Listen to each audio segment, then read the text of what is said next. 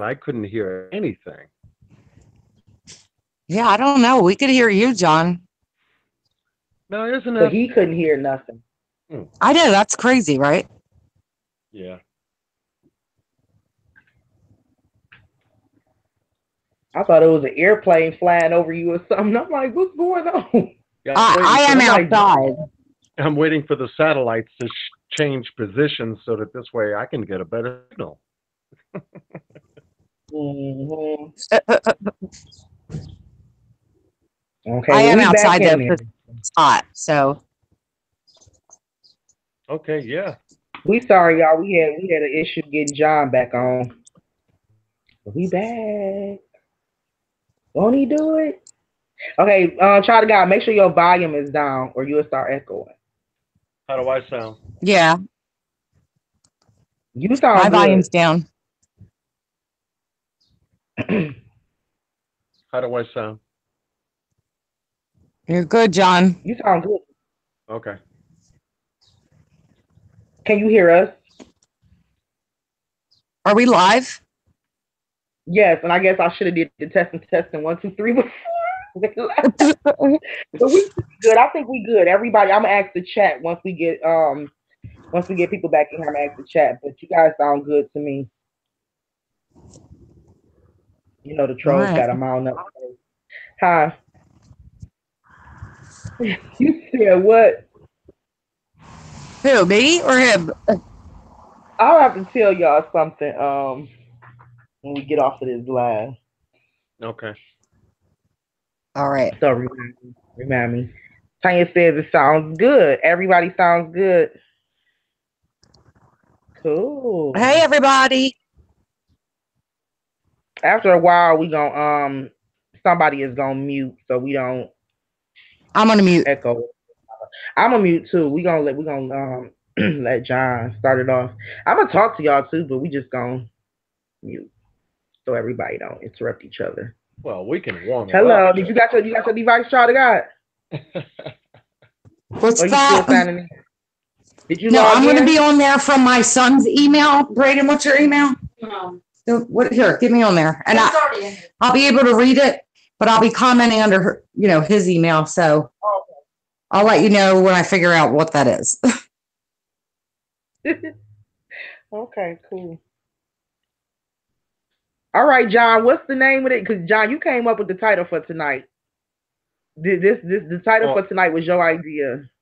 I did? Oh my God. Okay. I was only saying, remember, you know, sure, Oh, bust pipes. That's all. you said that's what you wanted to. Did you think that's what he was saying, child of God? That's he wanted to title tonight's live that I actually made tonight's live title. Remember, you was just saying that to me. but you know something? That's good. That's good. You can leave it that way. You leave it that That's a way. good topic. Huh? Good Yeah. topic of discussion for tonight. Yeah. Yes, I'll drop the link to the FB group. We also, if anybody want to try to get on a panel, it's an open panel tonight. Child of God and John and myself, we don't Yeah, mind if definitely. anybody wants to join us. Definitely. We would love to hear from you guys. Remember, we said we're trying to get everybody more involved and stuff. So, if y'all would like, I can also drop a link to the panel and try to get y'all on the panel. We might have some luck tonight. So Yeah. don't rule us Invite out. them. We might actually have some luck tonight trying to get y'all on. Yeah. Invite them. Let's get some feedback from the chat. They've been, loyal and following you and this case. And we need to hear back from them. It's hard typing all the time, so Right, it it'd be is. great to have some people on.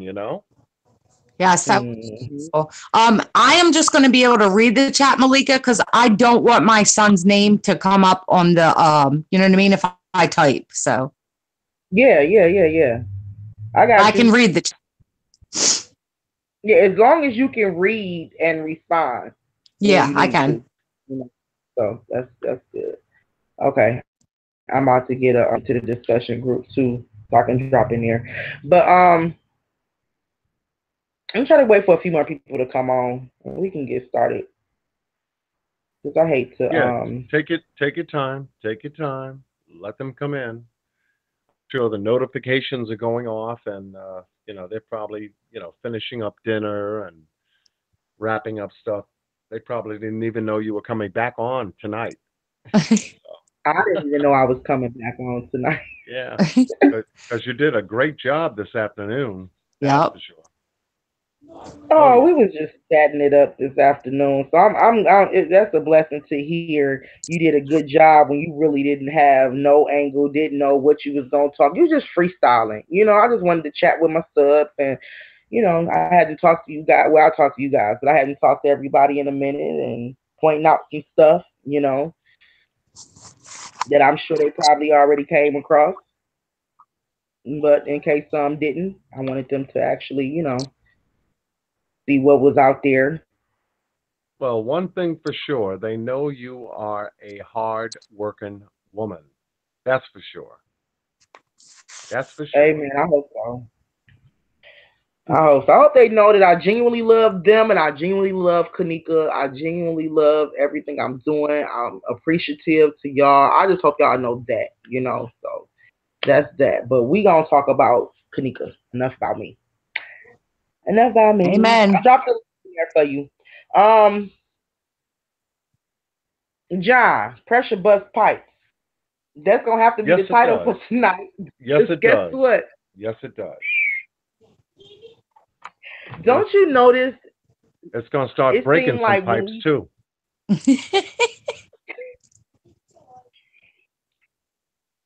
John, don't we get a good laugh behind the scenes at some of the shenanigans that be going on? John is hilarious. Like we not, and you know what? We have that third act to where we can. A lot of people are sleeping on certain stuff. Seriously, like a lot of people are biting the apple, and we refuse to bite it. Like we will not bite that mother. I'm telling y'all, I wouldn't even tell John where my man is at with something. I would just be like, here, John, take a look at this. What you think? Right. John be like, I ain't biting that apple. You know what I'm saying? And this is just like that. That just goes to show you the connection. It's like I'm not biting that apple. Me neither. So right. some of They're biting the apple. They're biting the apple, but they're not tasting the juice. Because there ain't no juice in there. It's no juice. It's a John, dry apple. You got all types of like analogies, don't you? I'm serious. They're biting the apple, but they're not tasting the juice. I'm stealing that. Serious. Hey, open mind. Hey, Tosh. Hey, Bombshell. That's all right. It's no juice in there. It's dry. Yeah. It's dry Biting inside. the apple, The apple looks good on the nothing. outside. Yeah. The apple looks good on the outside. And it goes well with a fruit basket. It just fit perfect with everything else that they throwing out there. Just fit perfect, and it looks good. It's appealing to others, and so they bite the apple. Right. You know what I'm saying? But it's a snake. It's something inside that apple. It's a forbidden apple. It's a deceptive apple. It's a fine line. And the apple that people out there bite, we're not biting that shit. Like, I'm just gonna keep it real with y'all. We are not biting some of these apples, y'all. So we're not biting that shit. Like, we actually is behind the scenes laughing because we know that we had that third eye. We know that this stuff is like. Actually, I was just saying to Josh minutes ago. I said, "Damn, is it that serious, John?" Like, I was like, "Is it really that serious? They painting plastic apples and trying to feed it to you now?" Yep. They're biting the apple and not tasting the juice. They're not taking time out to taste the juice of what the apple actually tastes like. It's just bit by bit by bit by bit by bit, on and on and on and on. Next video, next story. Who's talking? What's this about? And it really doesn't press the case forward when you're just biting into something and you know you're a part of it. Spiritually, you know you're a part of it. But on the other hand, the physical part is afraid to step into this arena for some strange reason. I don't know if it's the gangs that intimidates people just to stay in the chat room and not step up. I don't know if it's, the kind of case that this is. It is the case of the 21st century, really. And when everyone takes a look at what has happened, and they have, and when everyone takes a look at what's going on, and they have too, this is 7 months into this, and all they're doing is sitting back, biting the apple, and what's new, it's almost like a news story that they're following, like if they were following TV. Yep. But yeah, Script. yeah. And yet this case on these platforms are interactive. They are interactive, meaning that people have freedom of speech. They can express themselves freely. And those with open platforms can invite those to express, what they've experienced, what they come across. And it's important because if this is going to be a dialogue of kind of case that has taken place already, the kind of case that says, yes, up, we want to hear your side of the story. What have you come across? It's entirely different just watching TV. And the news is going to be over in 30 minutes before you go to commercial break. There ain't no commercial break in this story at all. At all. I better mute because this is what I be doing when I'm on mute as you talking, John. Yeah. That's right, John. That's right. So we're going to get into the nitty gritty of this story. Tonight, Friday, whoever's in this chat room tonight, I'm going to say don't bite into the apple and wait for the next episode. Taste the juice of what you're getting. Malika and Child of God get on here outside of their normal everyday routine, outside of their families, outside of their normal personal time to deliver what we feel is the best information we've crossed, and we try to give you updates as we get them. As we get them. So tonight, let's get ready to not only to bite into the apple, but to start to taste the juice, because juice overflows with guilt. It overflows with certain people that have done some things, and they know it, and they can't sleep. And we're on this side doing the same thing, digging into this story. No one's talking, but they'll start to talk. Matter of fact, I believe they are talking, and they want to say what happened. They want to tell their side of the story. So that's why we're here. So if they're listening to me as a troll, come on board. Express yourself. If you were there, say something. Let us know that, you have a spirit inside of you that is God worthy of the truth. That's all. It's simple. It's simple. I mean, we're online, for crying out loud. It's not like somebody's going to step next door, knock on your door and say, what the fuck you say? Or something like that. So we're going to let it out tonight. And hopefully that, if you're really real, and Malika's got some great new information she's just developed today about our Facebook group that she's going to turn you on to. Let's get to it. Let's get to it. 7 months, we got enough to blow this thing at least to a point to where somebody's going to come back at us. Somebody's going to say something. Well, we're all ears. We are here, all ears. So if you have something to say, get on board the panel tonight, express yourself, and we'll listen. We'll listen. This is not a bashing group, obviously. And I'm sure that those that have joined Malika's Live, if you notice, there are no wrenches in the room knocking people out from saying what you want to say. Not one single wrench. I go into another chat room just to listen and maybe say hello, and I got hit in the head automatically. Boop, I'm out. Can't come back, can't say nothing, but I'll listen.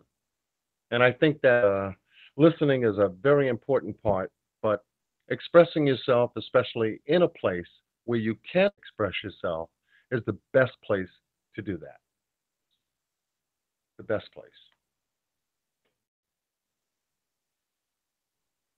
And this is the place for it.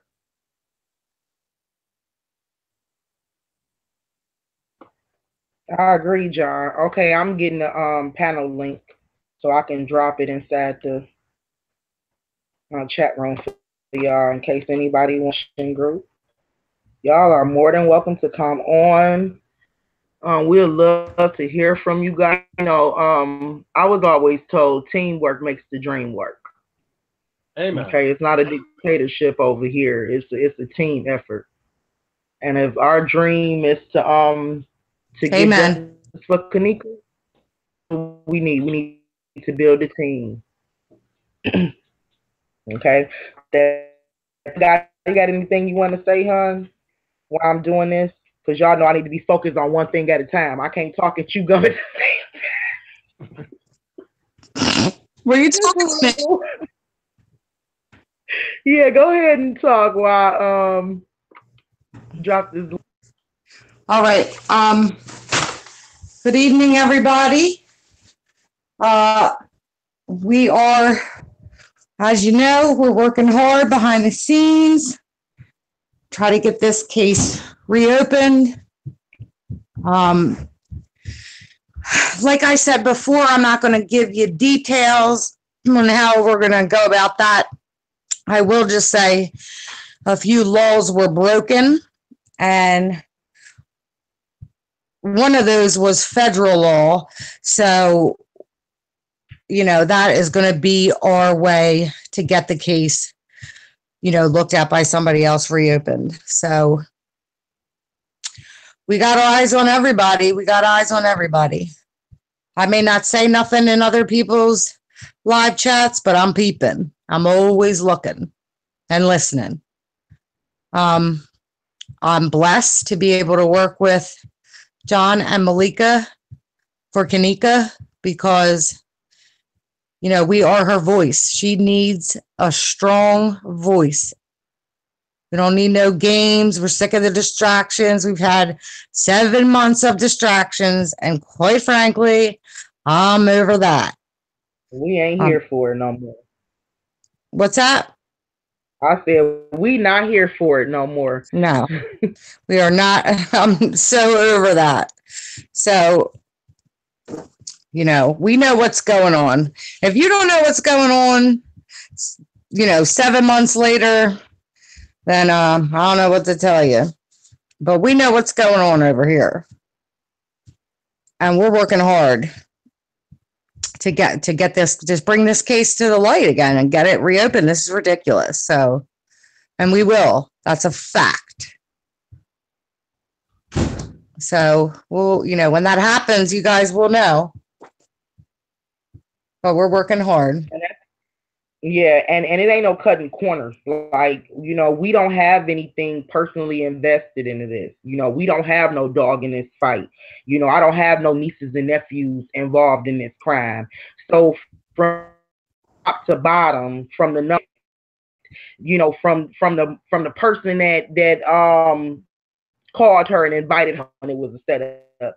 We want everybody. We want everybody exposed. You know, so that's the reason why I believe we the truth, because we're not just looking at a certain group or at a, you know, so much have aligned everybody together. Everybody was involved, and everybody should be accountable for this. You know, so compiling this suspect list together is no joke, you know, alone, because in the beginning it was real, it threw us off. It's like, wow, okay, these are different gangs, like I told y'all, that we dealing with. So it was just like, it really threw everybody off. That right there, to me, screams a setup.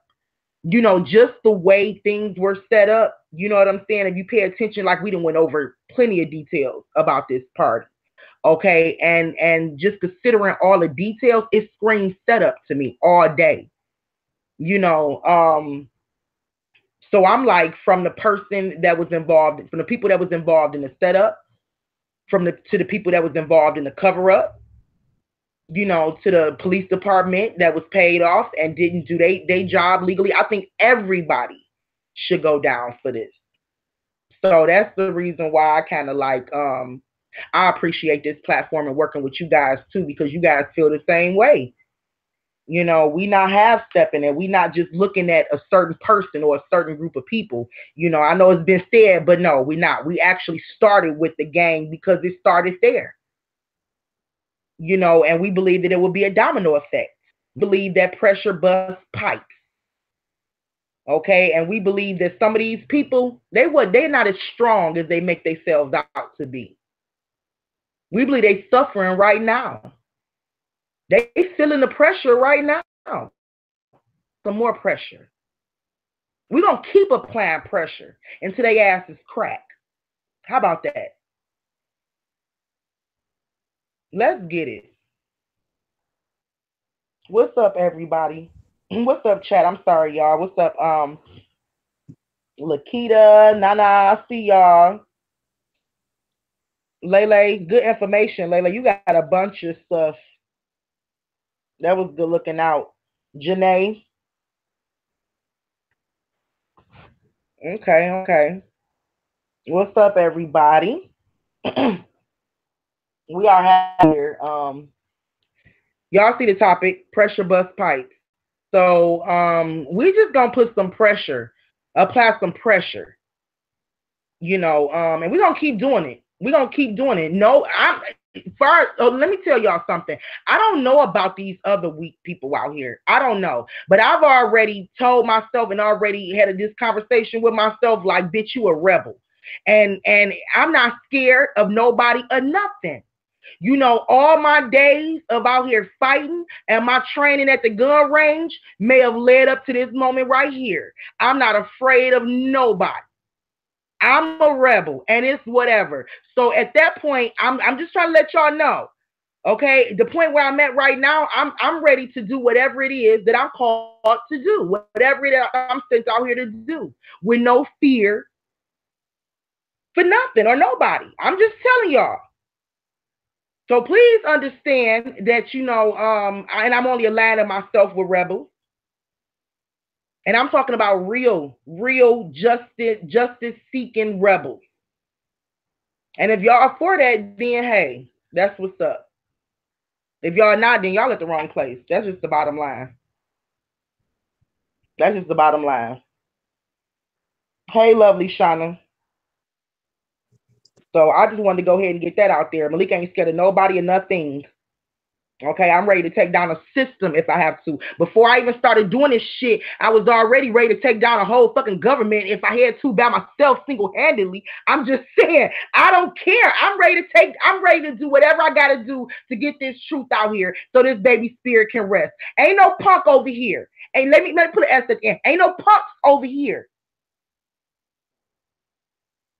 Okay, so I just want to let y'all know, y'all not scaring me, y'all not distracting me, I'm not worried about you, none of that shit. We are literally going to get to the bottom of what the fuck happened to Kanika, and that's just period.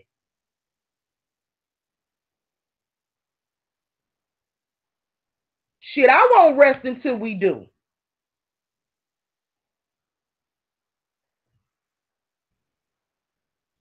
I just want to say that. I just want to make that shit clear. You know what I'm saying? I just want to make that shit clear. You know, so I'm not running away from this case. I just want to let y'all know, y'all don't have to worry about us building y'all up, and then next thing you know, we disappearing off of YouTube like some of these scary motherfuckers do that start their channels off claiming they for justice.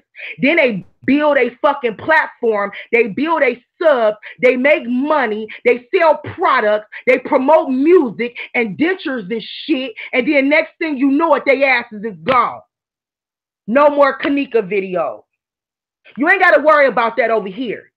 Because ain't shit running me away. And I ain't stopping until I get some answers.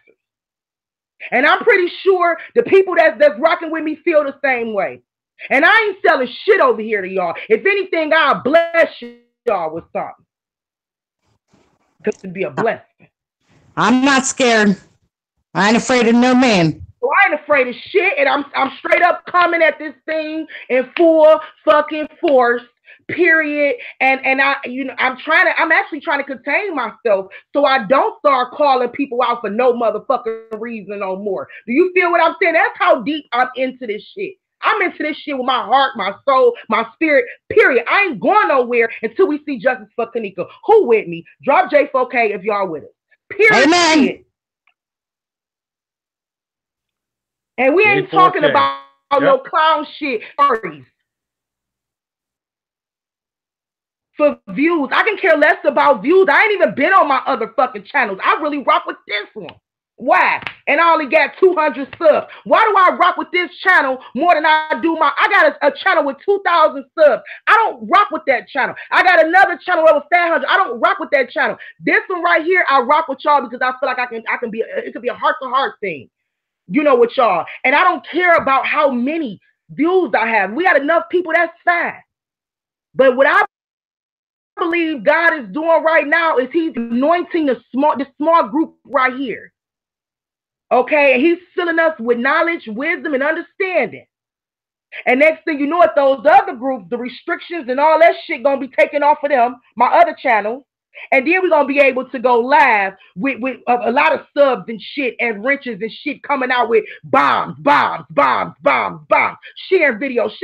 Right now, I know what he's doing. So right now, we gonna go ahead and embrace this little small setting we got and let him anoint this setting that we had, this setting right here that we have. We're gonna go ahead and let him just anoint that and bless that and just pour all type of information into this little group right here. And when it's time, we're gonna come out full force. But one thing y'all ain't got to worry about over here in Malika's world, we ain't punking out or copping out or selling out to nobody. Period. All right, y'all can go ahead. I'm going to take a breather. Y'all know I get my feelings real quick. I'm a Cancer. Shit, that's my excuse. Every time I get my feelings, I'm like, shit, I'm a Cancer. Just understand that everybody that know Cancers know we emotional, we oversensitive. That's just who I am. You know, that's the Cancer. John, I'm borderline. I'm straight Cancer. All right, y'all can go ahead. I'm gonna take a breather real quick, and John, I want to listen to what you got to say. I dropped a link in the panel. I keep dropping some more links in case anybody want to get on. Y'all more than welcome to come on and talk with us and chat with us. Like John said, we'd love to hear from y'all. You know, we all in this fight together. I kind of feel like she was all of our little sisters. The Chinese, the white girl little sister, the black girl, like she all of our little sisters. Like we love for her. You know what I'm saying? I welcome and I embrace anybody that genuinely love Kanika and want to speak on this case. I welcome you to do so tonight. We welcome you to do so tonight.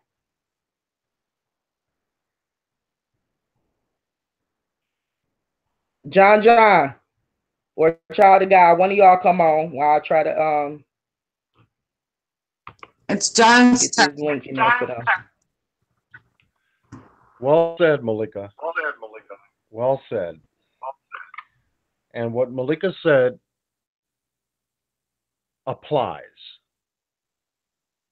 Don't sit back and just think about it. It's an application that applies to everyone in the chat room, everyone on YouTube. This is important.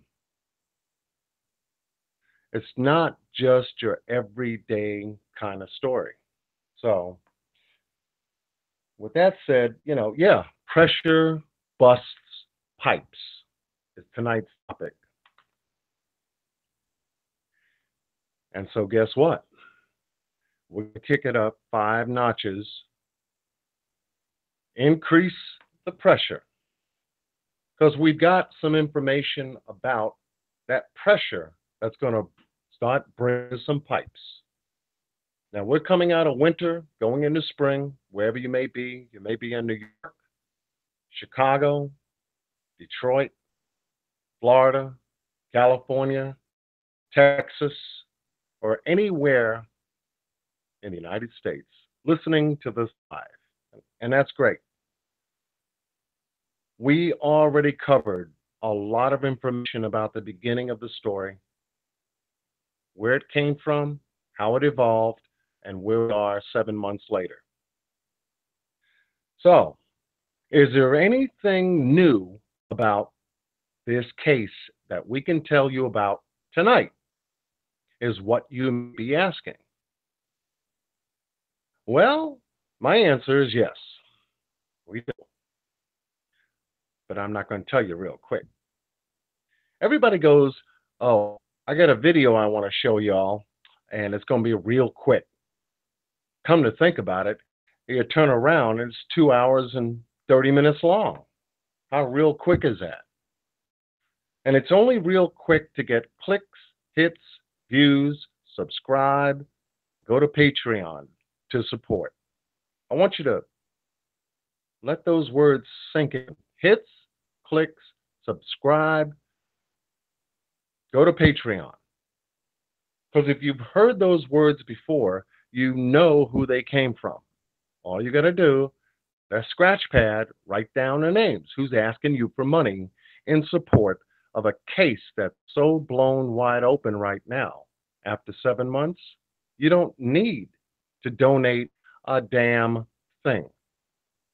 And I suggest everyone listening to the sound of my voice, to the point that I'm making, don't donate a thing until you prove it to be real. Period. No one should be profiting off of this case. Period.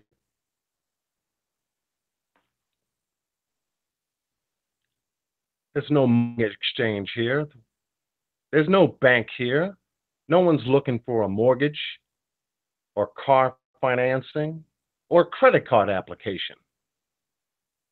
Keep your money in your pocket and check out anybody who's shouting, yeah, go to my Patreon, go to my PayPal.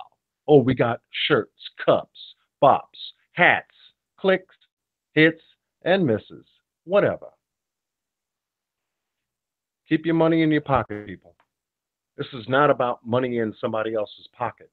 This is about a life that was lost on September 8th into the 9th at a hotel, 4.5-star hotel called the Rosemont Crown Plaza Hotel. This ain't no carnival or an amusement park. You come, park your car, step out, and you're going to spend a couple of hours, spending money on the various attractions. That's what they've turned this thing into, an attraction rather than a case. I'll say it again. They've turned this into an attraction rather than a case. It's a murder case. This is not an accidental death. This is a murder case. This is a homicide. For the lack of the ability of the Rosemont Police Department to determine that, I'm sorry, you lose. Well, since you closed the case, we'll pick it up and we'll get justice some other way. That's why we're here. That's why we're here. So, yeah, pressure is going to bust pipes. And we're about to bust some pipes. And I'm sure anyone who has listened and observed over the last 7 months on YouTube, You have YouTubers, certain YouTubers. I'm not going to mention no names, but I think I can describe them in such a way that the picture will be first in point in your mind. In your mind. Okay. So we have some YouTubers out there that are coming across that seem like they care about what happened to Kanika. Seem like they are interested in getting justice for Kanika. And you hear this and you look at their titles, and they're all attraction titles. So we click on them and we want to find out what they're talking about. You know, so and so in the kitchen, so and so in the hallway, so and so in the elevator, so and so outside, so and so in the parking lot, so and so here, so and so there, so and so everywhere is what they're singing. But once you click it, and you go through 5, 10, 15, 20, 25, 30, 35, 40, an hour and a half, almost 2 hours from the title office, you end up still with questions. Well, what the hell were they talking about? Showing you blurry pictures is not the answer. Circling blurry pictures and coming across as describing what the blurry picture is and where a face may be, an arm may be, a leg, and here's somebody else, and there's a head here and an arm there, and Lord knows. Well, you know what I'm talking about. You saw those videos too, just like I did. Just like I did. But they don't tell squat, nothing. The case goes on, and they come back with another video. No facts, just more blurry stuff for you to look at and circle and frame. There's some people out there doing some serious editing to photographs taken from the hotel and every place else from that crime scene. And I'm sure that I'm not speaking just for myself.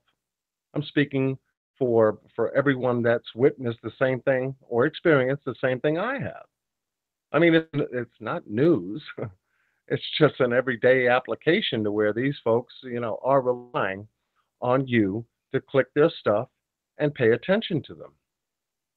And hopefully you go along with what they're talking about. Hopefully. And that's what's messing us up.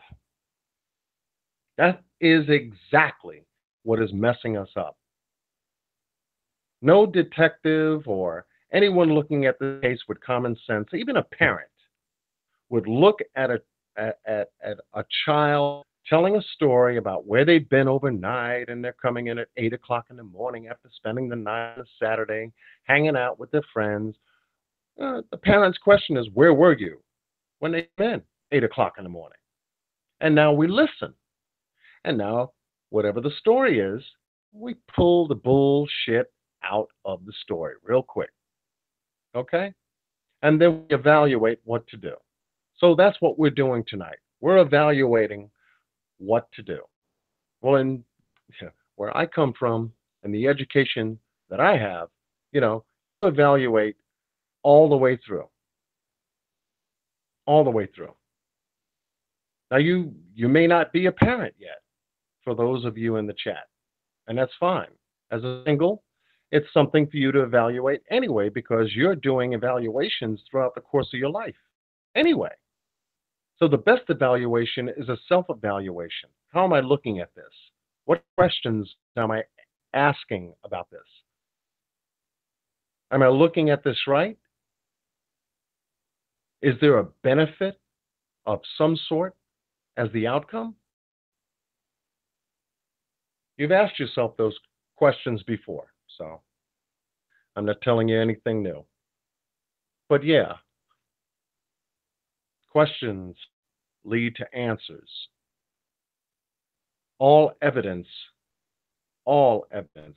leaves clues. They do. And they've got 7 months of clues out here, all up in our face, with all these different YouTubers coming on and doing nothing but chit, chatter, chitter, chatter. No receipts, no proof, nothing. Blurred pictures doesn't cut it. Telling you what they see that you should see, that you should believe, doesn't cut it. Doesn't. So, guess what? There's going to be some pressure tonight. Ooh, some unbelievable pressure. And I'm privileged to be here with you tonight, as I've been in the last lives that Malika has had me on. I'm honored and blessed because God is protecting this group. As I said, there are no wrenches in here, or guns, or bats, or gangs, and all that other bullshit in this chat.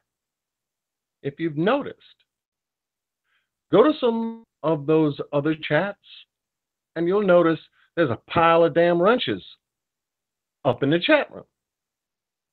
Say something and you're done. Because those are the ones that don't want the truth to really come out.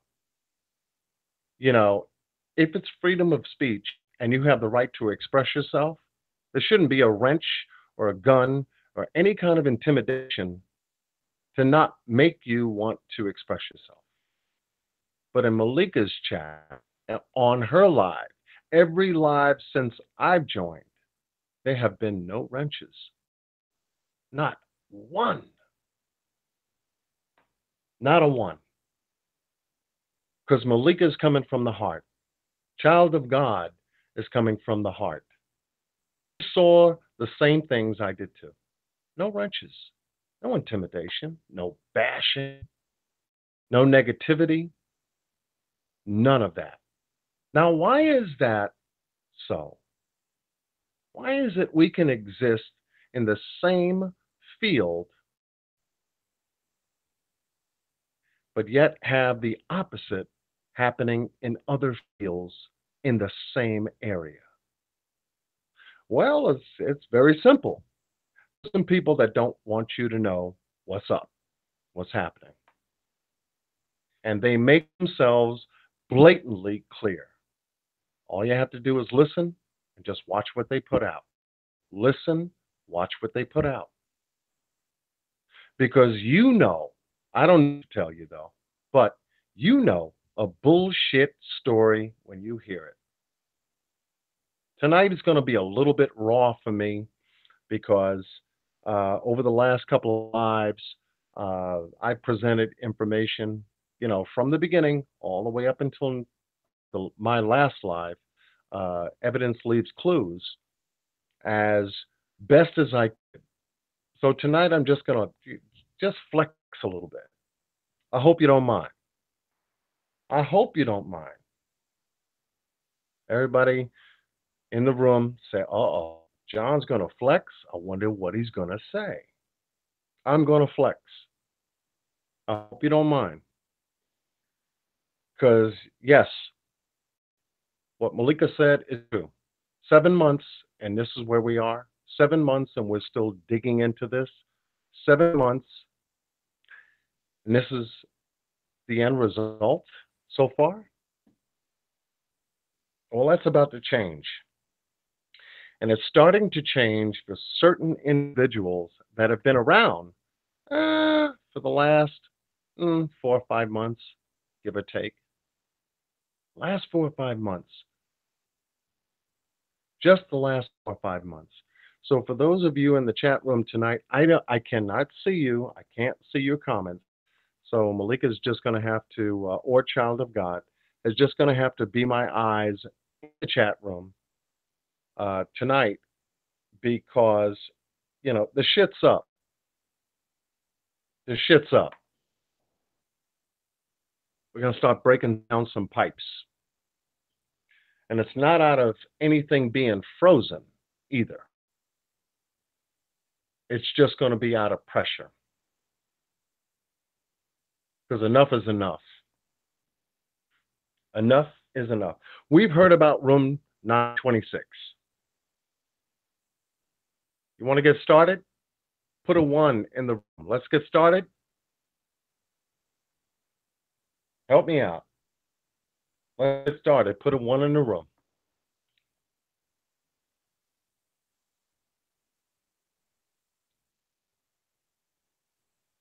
Can we get started?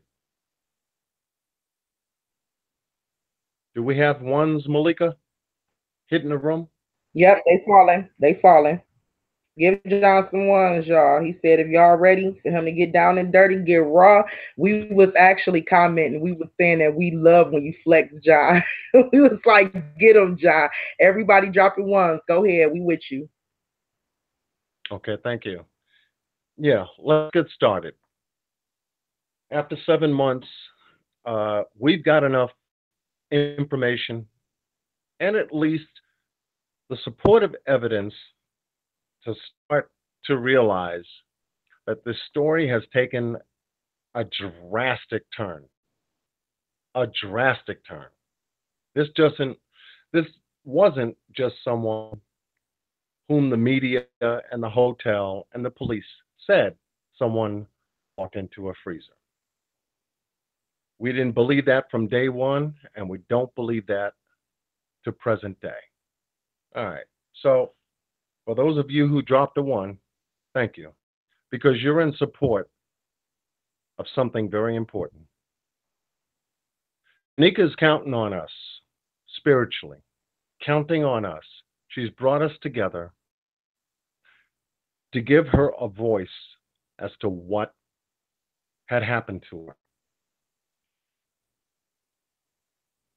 Let that sink in. She's given us a voice. Not Malika, child of God, and myself.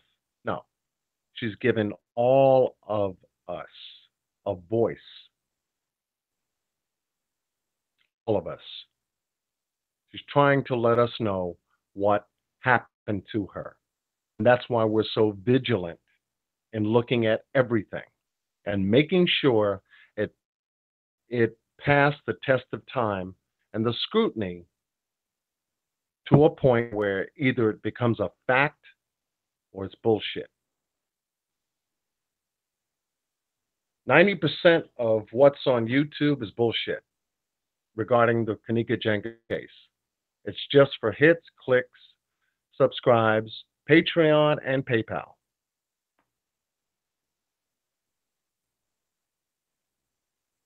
My opinion. But I feel that the room is vibrating the same as well. Hits, clicks, subscribe, PayPal, Patreon. Somebody's getting paid. So I say keep your money in your pocket. Let's resume the story. Okay? Let's find out what happened. This is not a commercial break. So the case continues. All right. I'm feeling good tonight. There seems to be some talk, some chatter that I've come across on YouTube and other places that I'm looking into right now. There seems to be continuing chatter about a 6th floor event. I don't know if you've come across that. Have you? Has anyone come across the 6th floor information regarding this case in any way, shape, or form, whether it be videos or audios or anything you've watched? Anything about the 6th floor you've come across?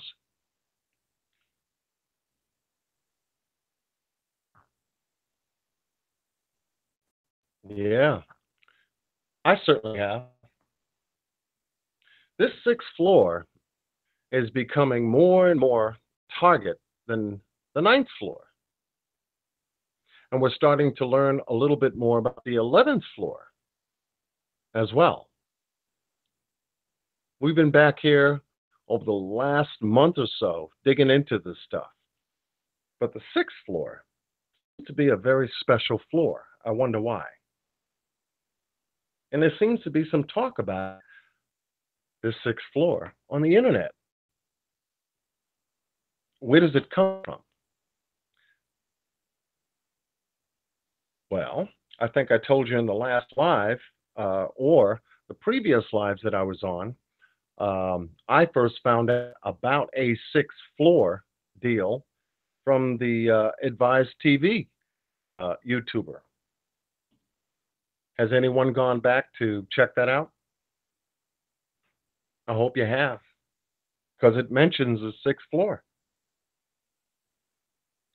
But what was really surprising and almost blew me away was that during the Zach interviews, Patrick and Dorian also mentions the sixth floor, saying something about room 609. Why did they say that? They knew something. So we got to keep them on the list until they say otherwise. I would like for someone to come who's listening, I don't care who it is, who's been following this case, to tell me, John, the sixth floor and room 609 is bullshit. It's bullshit. There ain't no sixth floor. There ain't no 609. And here's my receipts.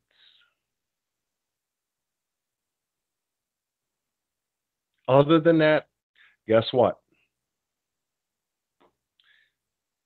Patrick and Dorian got some explaining to do about room 609 and the sixth floor. But what's really interesting, I heard it once from the Advised TV when it was first reported back in September. I heard it again during the Zach interviews with Patrick and Dorian. I listened to that sucker back and forth. And I heard this, and I said, they got to be wrong. But I heard it and looked at the video. Their conviction was just way too strong for me to ignore. 609 stuck. But here's the thing that came across my mind again in search of a lot of the YouTubers out there trying to put out the truth. I came across a video. And one was the same video that Malika talked about this afternoon, if you were part of her live, which was Tony Jones. And this was 3 to 4 months ago. 3 to 4 months ago. Here's someone who stepped out and stepped up and made a video, this Tony Jones character, whoever he is. I wish he would reach out to us and speak on what he was talking about. I say, with Malika's permission, we invite you to come on Malika's Live and talk about that video you did 4 months ago into this case about what you said on that video. We want to hear everything you've learned, how you learned it. Where did this information come from? And why do you believe it's true about what you said? Because it is important. Your voice and your freedom of expression is important just like everybody else. So we would like to hear from you. If you ever get a chance to come across this video, or maybe even perhaps be in the room listening to me right now. But the name is Tony Jones. And he talks about some very, very serious and credible information as far as my review of it is concerned. Because I asked myself, like Malika did, why would someone come out with this kind of information if it weren't true? If it had no meaning, why would this person say that? And this person mentions specific names like you would not believe. And it just gave us more homework to do, and which we're doing right now to the present day on the same video. So the name of the video I'm talking about is Kenneka Jenkins Case Solved. It's on YouTube. Look it up. Go to the search. Kenneka Jenkins Case Solved, comma, Tony Jones. Look it up. Get to that video. There's also a posting on our Facebook group, which is an exclusive group that I put up there this afternoon. For those that are joining the group, that information is made available for your review as well. And in that video, you're going to hear specific information that is absolutely mind-blowing. Why would one individual know so much about a case 3 to 4 months ago? Well, let's think about it. 3 to 4 months ago, brought us back into what month? About November, December? Shortly thereafter. So this person knew something about what was going on in Chicago, maybe tied to some information lines in Chicago that gave that information to him to where it just wasn't right for him to hold on to it. So he made that video, which makes sense, which makes absolute sense. So I say to Tony Jones, I commend you for stepping out. You didn't show your face. I understand confidentiality is important. But I commend you putting that out there. And it's not a lot of people who follow YouTube know about that information as of yet. As of yet. But we're putting it out there because we want everyone to know what you said. You said it because there was a meaning behind it, and there was some righteousness about it that you felt to explain what it was you knew. So, Tony, I commend you for that. But that video is important information and evidence on this case. On this case. And room 609 was mentioned. Let's go back in the Zach interview. Well, I got a question for Zach. You allowed that information to be presented in that interview. Zach, what do you know about room 609? What is it about room 609 that was important to Patrick and Dorian that you really didn't, let's just say, explain on the interview? Why did you cut them off abruptly when they mentioned room 609, the 6th floor in? So my question to Zach is, what's up with room 609? Were you there? Let us know. Because there's some YouTubers out there that, oh my God, fearlessly believe that you were there. They are fearlessly believing that you were there. Now, why is that? Why is that? I know you do interviews with the different gangs that are associated in the areas of Chicago. You've done so for the BDs. You've done that. I saw your videos. You know, you've done so for the GDs. You've done so for the DLs.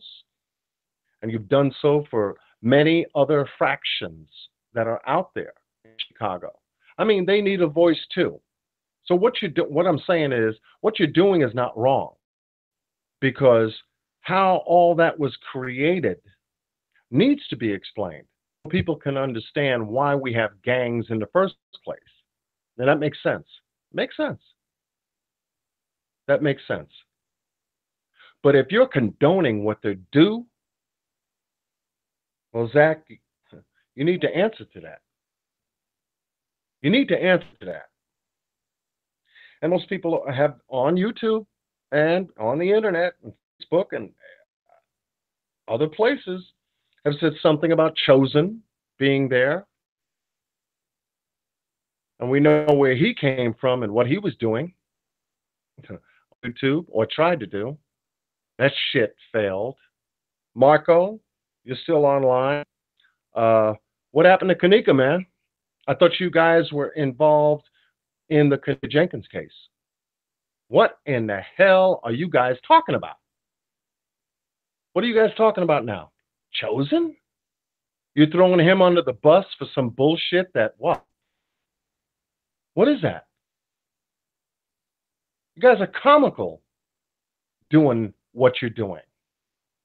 And Rob, I mean, you're handling Chicago the way you have, and I've listened to you. I've listened a number of times to you. And this is what you guys are doing? What is that for? I don't hear nothing about Kanika anymore from you guys as it started.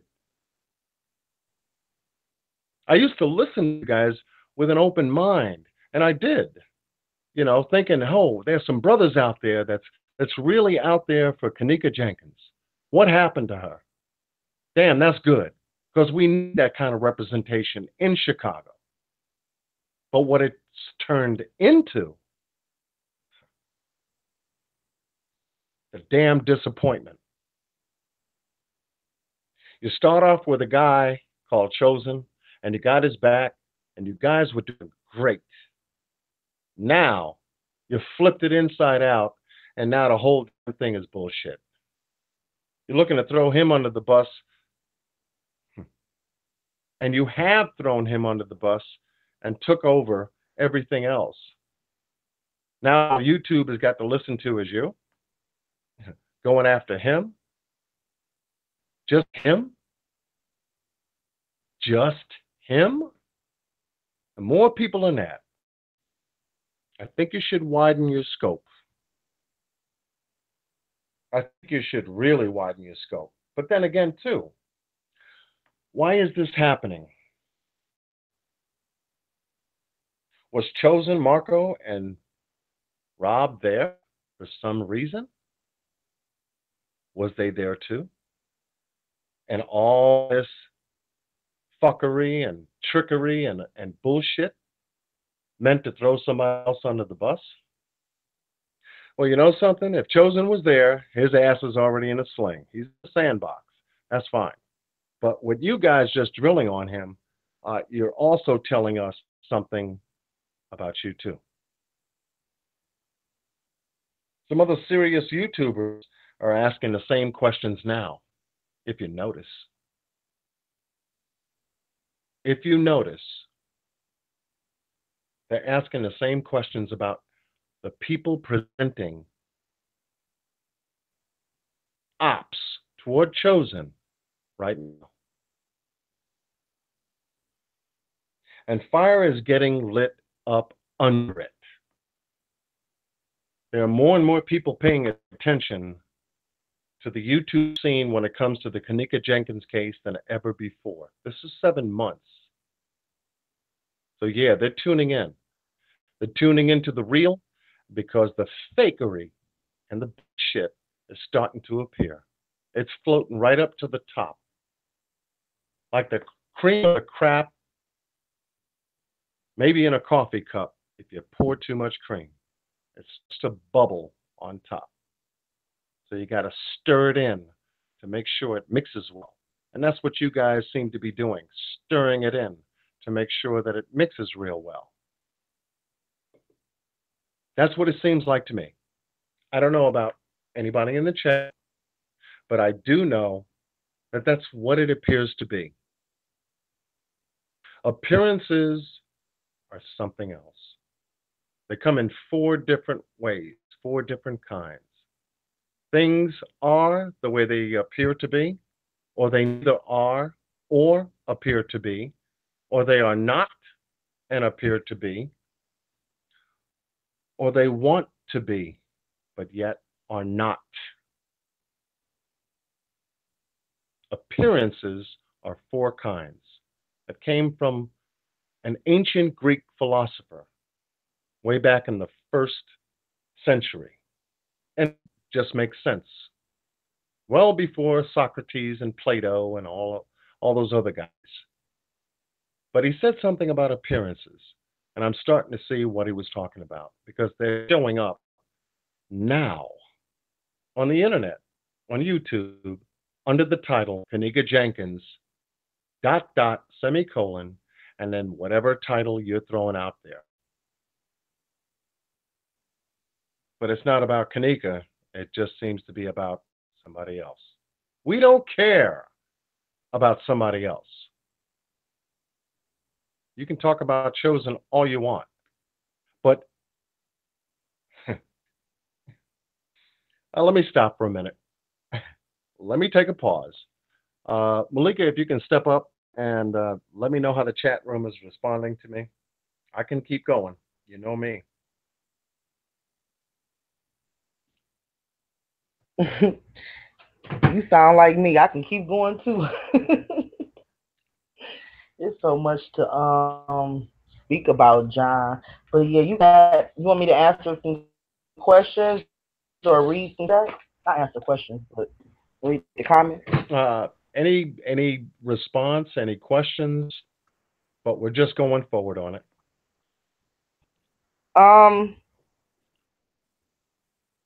Okay, well, we could bring this up. In a video, well, not pertaining to what you just said, but this is the interesting point they made. In the video, Irene says, I got 10 minutes to be high. The parking ticket was for 1:34 on the 6th. Irene's birthday, minutes left till it was over at midnight. This proves they were there on the 6th.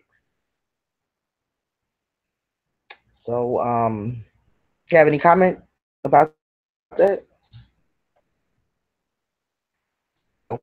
Myself.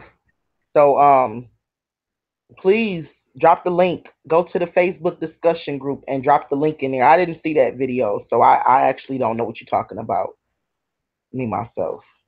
But they could have been there on the 6th as well. She could have had a room for the whole week if anybody ever thought about that. She could have had a room the day of her birthday, leading into the 9th. So she could have had a room for the whole week. That's possible. Zach is central in this crime, somebody said. Nancy Drew.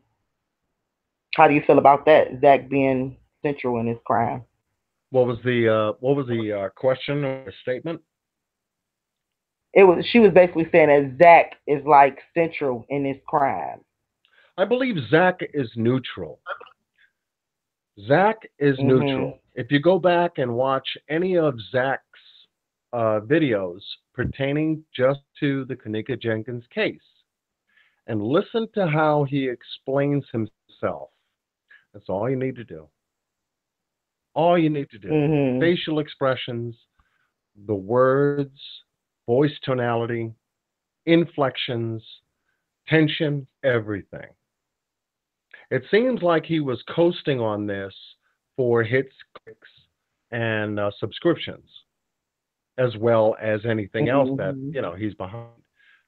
Just in my opinion.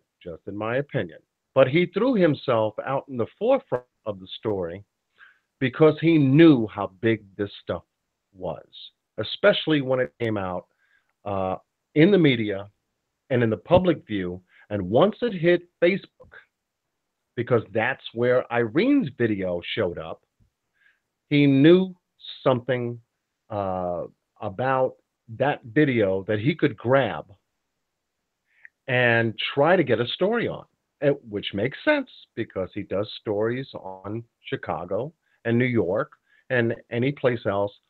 The majority of his videos are his gangs and the music they do and how they relate and how they don't relate and all the other stuff.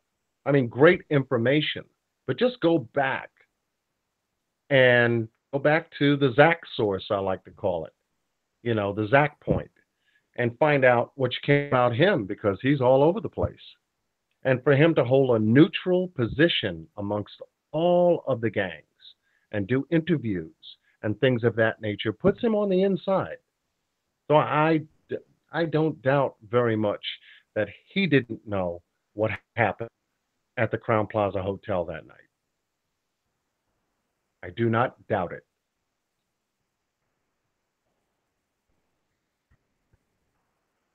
That's right. I don't doubt it either. Yeah. We knew that in the very beginning, y'all. That's why we was jumping out like, wait a minute, how was he able to get those videos? See, by him even telling us, remember, he told us in the beginning that he had the videos, but he made everybody wait like what, 3-4 months before he ever put them out. He was just promo, stuff like that, because you could tell Zach loved the attention. He trying to be somebody. But he kind of blew it. That'll never happen because he gonna be. I'm sorry, what you say? Yeah, but he kind of blew it by having Dorian with the same damn clothes to the interview. What was he kind of blew it. He kind of blew it. He acted on this information so fast. The man had on the same damn clothes. Now give me a break. I know. Hey, John, did you ever pay attention to that voice in the background? Both of the interviews? And we're doing a voice analysis on multiple videos right now to tag that voice. And as soon as I get it, I will deliver that. I promise you, I will deliver it. Because it's sounding like someone that was not only there in the Irene video, that was doing a lot of coaching in the Zach video, but that voice is showing up someplace else too. I'm just going over some verification points, and then I'll be able to deliver that. But it's funny you mentioned that. I'm glad you brought it up. I'm glad you brought it up. Do y'all also remember before Zach had did a I don't know if it was a video or a face call or something, and he had to do a piece of his face like kind of flashing, and we all thought it was Ty, just like Ty, but we found out it wasn't Ty. Do y'all remember that? I wonder who that person is. Because there's somebody on YouTube that kind of favored Ty to me, and I'm wondering, is it any relation? But do y'all remember that video that Zach had did? I'm going to find that video, and I'm going to post it in the group when I find it. Had did a interview or something, I don't know, and we did see a glimpse of the guy's face, and we thought it was Ty at first. I remember everybody was screaming, but come to find out it wasn't. At that time, we didn't know who the hell it was. But I'm going to have to go back and visit that and look again now. And we know it wasn't Ty, but I remember saying that it was somebody that favored Ty. Okay, let me see. I beg to differ. I think he's an active participant. As far as Zach, I think he's an active participant. How are they getting away with all of this? Money, power. Right, he wants to be young and hang with the gangster types. Mm-hmm. Killer looked very musty in Zach video. He's silly. Somebody said it looked like Dorian had stains. I'm not Dorian. Looked like Peasy had like blood stains on his pants. Did anybody see that? Did anybody get that? Remember he had some white pants and you can see like little speckles. And I remember it was pointed out before that people were saying that they looked like blood speckles on his pants. But see, the thing was, he had on a brand new pair of clothes. So why would he go to that interview with blood speckles on it? I'm just bringing it up because I know it was the topic before a discussion. Yeah, everybody was talking about it, but they need to be re-interviewed. They need to be re-interviewed. And not by Zach. And not by Zach. That's right. That's right. They need to, come on to the YouTubers and the Facebook people that have really followed this case for 7 months and really explain why they did that interview to begin with in the first place. What was it about? Just to tell their story? Well, I mean, come on live. Come on live. Tell your story to the folks that want to know, since you were there at the party, want to know what your involvement was. If there was any involvement at all, but come clean. And guess what, John? It'll make a really good story for them because since they love attention and they love money, they can do like one big laugh. Well, you know what? We're gonna admit to everything we did. We're gonna tell it like do a tell all, just one tell all. And I know it'll rake up so many views. Y'all could even drop a PayPal link in there, get a couple dollars on the side, but do a tell all laugh because we all know that y'all was there. Come on, y'all been busted, y'all been outed, but fill us in. Let us know. Let us know what's going on. Let us Right. see what y'all saw, what we didn't get to see. Right.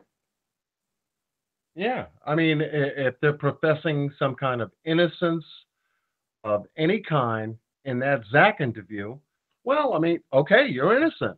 So if you're innocent, come on to the people and explain what your experience was. There's no hiding in that. Shouldn't be. But by being quiet, since that interview, it says a lot. It just says a lot. More questions than answers. It says a lot. That's for sure. Yeah, so for tonight's homework, let's go back and want to go back and over those interviews and see if we missed something, but definitely try to pay that ground. Let's try to do a voice analysis on that voice in the background of both of them because we know it was somebody behind the scenes pretty much coaching. And I really believe in Irene's interview, it was somebody behind her, maybe texting or holding flash or something, because you could definitely see he was actually helping her and Zach kind of stay on track, storyline going. So because he even stopped Zach a couple times, like, hey, you know what I'm saying? So that person is and what do they have invested, in this case, to where they behind the scenes coaching Irene. So, but I'll back over that.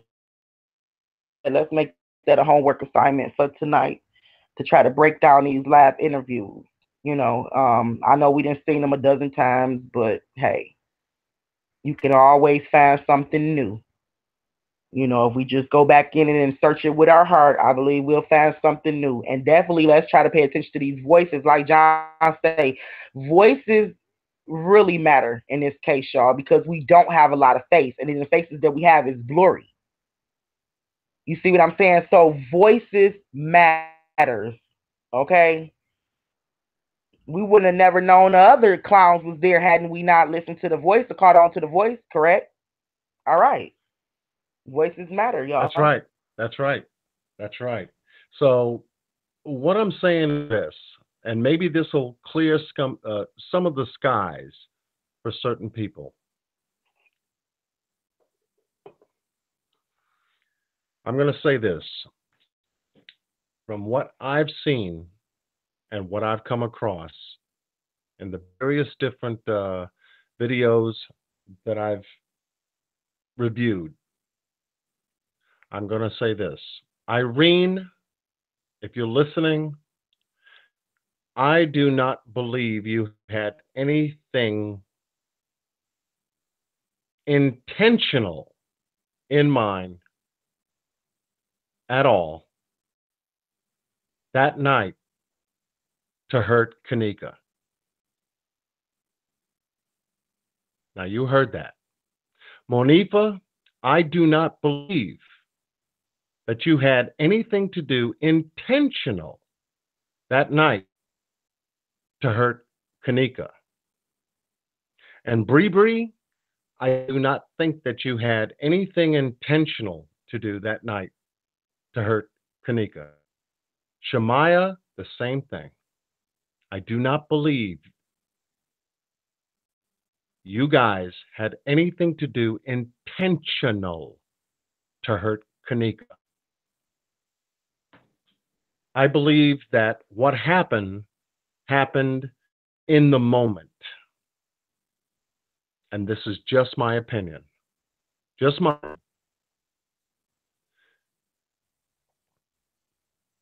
That you didn't realize what was going on until it went on. And then it became after the fact that you were already involved in it. That's what got you. This is where you need to keep quiet, because everybody spoke in that circle, in that group of people that it did involve. That's where you got the information from. Keep quiet. Shut up. Don't say nothing. That's where you are. That's the position you're in. And we understand that looking at this story.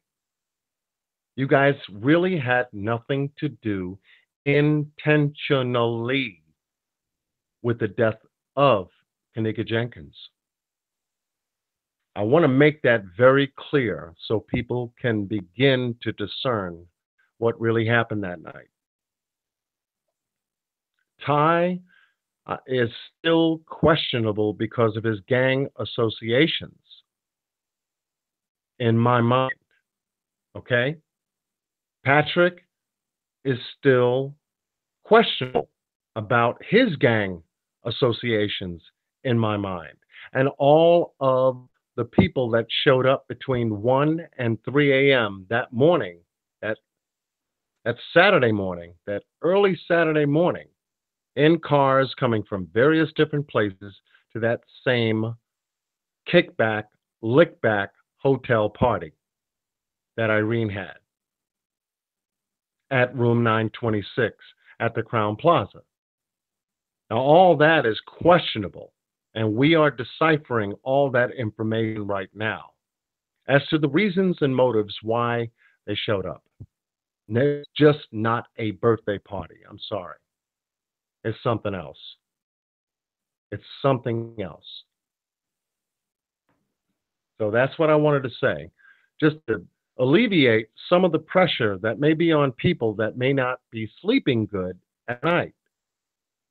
We don't believe that there was an intentional purpose to hurt or even kill Kenneka with the first 4 or 5 people that I mentioned. Irene, Onifa, Shamai, Bree. Y'all had some activities going on, yes, and we saw that. However, the intent, I don't see it. I don't see it. So that alleviates that pressure from them.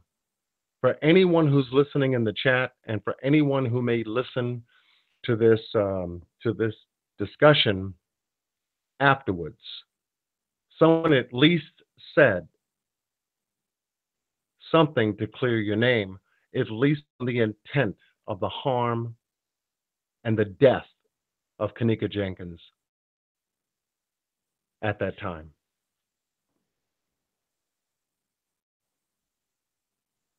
Okay, Malika.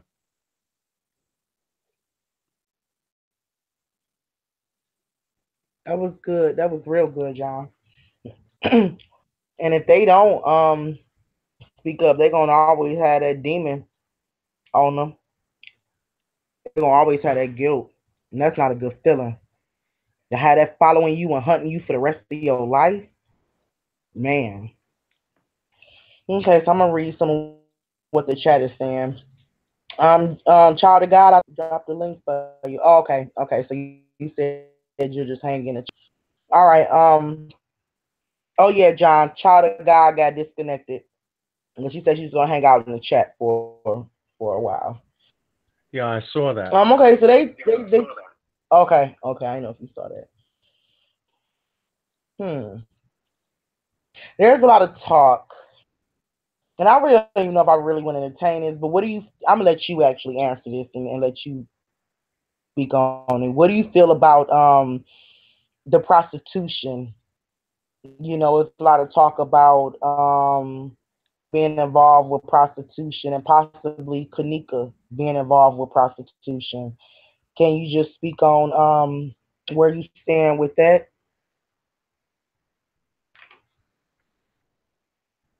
John. Yes.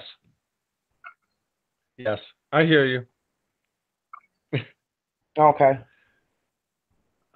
For any kind of information right now pertaining to uh, Teresa being involved in some kind of prostitution or anything, we are still active on the case that we're looking at everything at this point. Everything. Me, myself, I haven't even gotten up to that particular item regarding Teresa involved in any kind of prostitution, whether it be by herself or with anybody else. All we got was that there is a concerned mother regarding the death of a child in a hotel freezer in the month of September. That's what we're dealing with. And that's the only point of contact we're going to deal with until we squeeze the juice out of this apple. We're not just biting into this apple. We are squeezing the juice out of the bitten part of the apple until it rings true. Once we're done with that, then we'll have what we need to identify whether anything like that was going on or not, or any escort service or anything of that nature. But right now we're focusing on excuse me, we're focusing on the cause. Kanika did not walk into that freezer, and everybody knows that. And if she didn't, the question remains, how did she get there? That's the part we are focusing in on right now.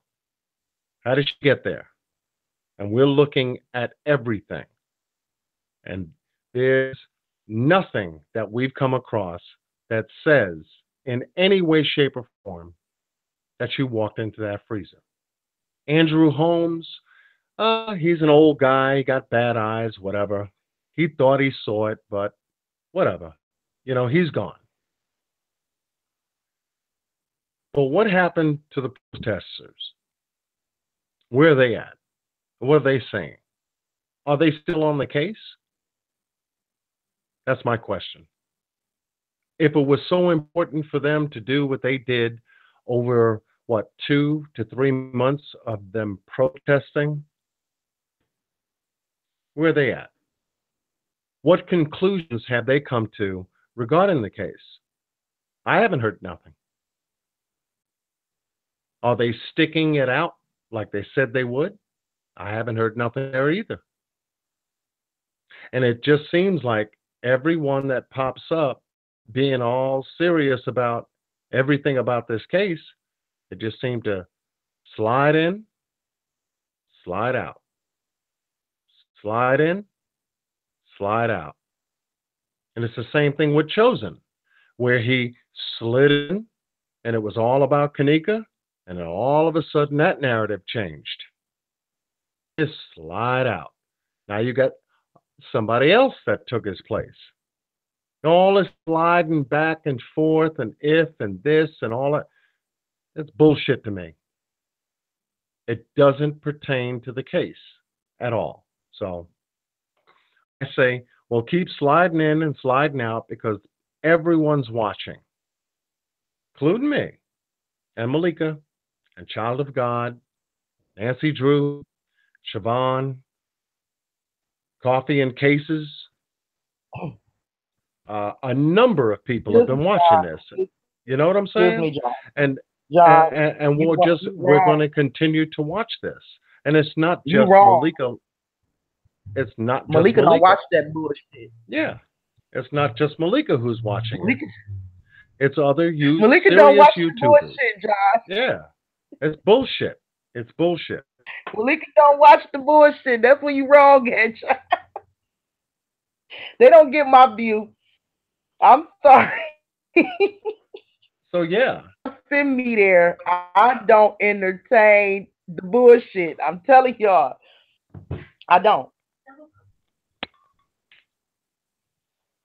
And I know the last person, especially on this case, that would even accept bullshit like this is Malika, Child of God, and a number of other YouTubers that I've come across. They discern the spirits, and guess what? It equals bullshit. That's why we're here tonight. And to me, it's real thick bullshit. And there's got to be some money paying for this bullshit. And that's what we're looking at. We're looking at where possible money may be coming from to make this bullshit go this damn long. We got some names. We're focused on them. We're listening to them. You're watching us. Guess what? We're watching you. I got your ass on 24/7. So when you pop up, I'm listening to every word you say. And they know who I'm talking about. They can only get a report from us. But guess what? We can give you a report on you. And we're getting close. We're getting there. No Bill Cosby's over here. Might be a lot of Bill Cosby's over there, though. Wonder who's responsible for the Bill Cosby's over there. I got an idea. But we're fine-tuning it. So get your sweater on, Bill Cosby. Because there ain't no kids over here.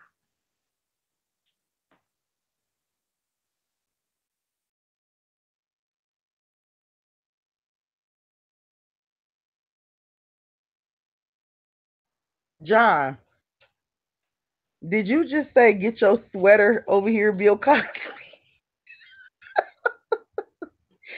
Did anybody else just hear John say get your sweater over here, Bill Cosby? Oh. Oh.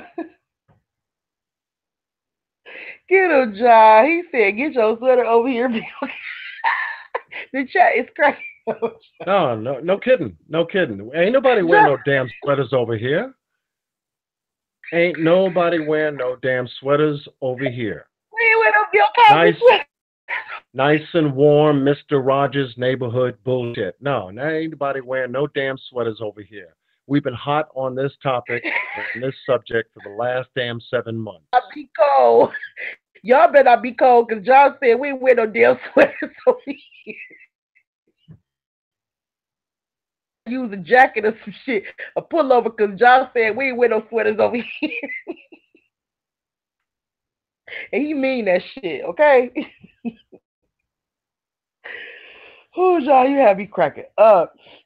Hey, John, he said, somebody said you started thugging, John. Oh, my God, you got to. Yeah, because they know this is important. But what I do believe with these so-called pacifying, fake-ass, ghetto, oh, man, I wish I can. Say that shit. I'll hold off. I'll hold off. I'll hold off. You know how it is over here. I'm serious with these fake-ass, ghetto-ass people that are on YouTube trying to make people believe something else outside of Kanika. Now, once you bang into that, guess what? It's not about Kanika. Boom. End of story. If it's about some other person in some shit that they got their zipper and shit caught in, no problem. Let them hang. Because they are. Especially if they had Kanika's name as a title to their storyline. Ain't nobody wearing no sweaters over here. We understand the Bill Cosby syndrome that some of these, let's just say, thug brothers out there are doing. That's all they can do. Ineptness, who knows? You know, I understand why they make Viagra and all that other shit. Because when you are inadequately prepared or inept in that department, you need something to kick it on. You need something to kick back on. We understand. We understand. Need some medicine. Need some medicine. Because the people they're hanging out with, their boo-boo hurt. Their boo-boo is hurting. Some of these people, these men, these fellas, you got to figure, if they can't get girls, what the hell else they're doing? Well, I'll give you an idea. Their boo-boo hurt. No Vaseline, no KY, nothing. Their boo-boo hurt. And if their boo-boo hurt, we understand, because that's why you're online talking about some other shit. We got it. We got it. But that's not going to let up. That's not going to let you off the hook. Your boo-boo can hurt. Your nose can hurt. And if people do ears and mouth and, behind the calves and between the toes and shit like that, I get it. I get it, But if you can't get a woman proper, there's something wrong with you. Something wrong. You're staying up 24 hours. You got shift after shift after shift. Like a job. Got to be doing some coke. Got to be trying to listen in on what's new, who's talking, and all this other stuff. Nervous about stuff. That's what it is. And that's that guilt. That's that guilt. I told you before in the last live. Guilt is a MF. And if your boo-boo hurt, you're going to stay up all night. So that's what I got to say about that.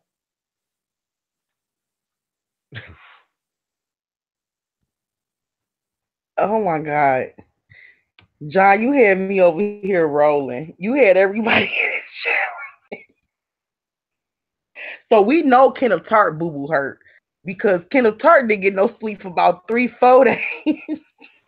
Did he even take a bathroom break? Yeah, he's still looking for a chicklet to stick up in that gap.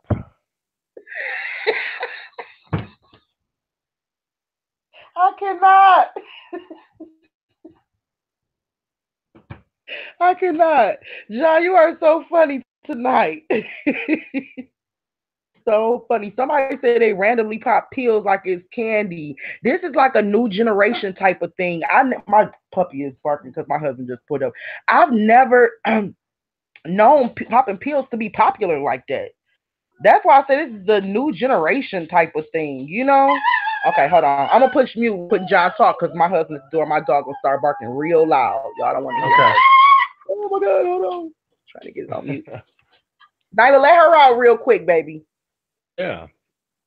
So for everyone in the chat tonight, listening to this discussion, pressure breaks pipes. They burst pipes. Hopefully, somebody will step up and just tell this side of the story. That's all we want. Guilty or not guilty, whatever. If you told your story to the police, that's fine, because we read the narratives. Tell it to us, the ones that matter, the ones that you have to step out into the street and live your daily life about. If you really care. And when it comes to the point where you become of age and you have your own children and you worry about them going out to places like you did and hanging around people like you did and doing things that people did that night at the hotel, maybe like you did, maybe you'll be mindful about what the truth is really all about. You'll tell them no for your own sake, but you can't tell somebody else no. It's a sad example. My dad used to say, what you do speaks so loud. What you say, I cannot understand. What you do speaks so loud. What you say, I cannot understand. Night and day, heads or tails, up and down, left and right. If that's the life you're going to live, you're going to have a hard life. Not easy. But if you straighten it out and you get down to the real and you put it down on the table, all you got to do, as you did before, just lay it down. Put that bag of bricks down. For you to carry the bullshit only means your life is going to have bullshit. And if that's what you want, you ain't going to, well, let's just say you're not going to be around too long. Too long. Because that type of life never is long enough. That kind of life is never long enough. At all. At all. And that's the sad part. It's a bad example. It's just a bad example. You know, we are supposed to be strong as people. Agree. You know, educate ourselves as a people. We talk about the 400-year story here in America as a people. We come a long way into this shit as a people. And this is what you guys end up doing to repay any kind of an example of yourselves as a people. That's all you got? That's all you've learned in 400 years is to do the shit that you're doing as a people? You look out for yourselves and nobody else as a people? You got these signs going up back and forth looking like arthritis in a sand dune as a people? Tats everywhere across your body, marking yourselves up so you can be identified as a people? I don't get it. I don't think anybody gets that. But what we do get is that you are a part of someone. And that is what we are learning today. That's what we're learning today. You are a part of someone. And it's someone you're not. You weren't born from it. You weren't raised from it. But you just kind of fell into it because there was nothing else better to do. I think we've come to a point in the 21st century where, yeah, black men need to step up. And I say man up. Man up. This ain't the way to do it. This case with Metna. Man up. Get your education. Go back to school. Learn a trade. Do something to grow yourself, not only intellectually, but spiritually. Get with God. Because that's the stuff you're missing. You've been ignoring that for a long, long time. You all tied up in the world without. And you haven't taken a look at the world within. Because the world within is a reflection of the world without. That which appears without is within. And guess what? You're showing us everything you are. That's why it's easy to look at you. The mirror that you step in is the one that we can identify with. Because all you're doing is just telling us all about you. At the same time, you're trying to hide. At the same time. But that's okay.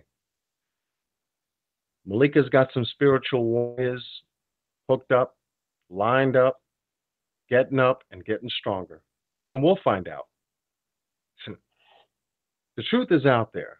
It does take a little bit of time to get to, We can't really understand it all right now, but as we move forward, as long as we're looking, guess what?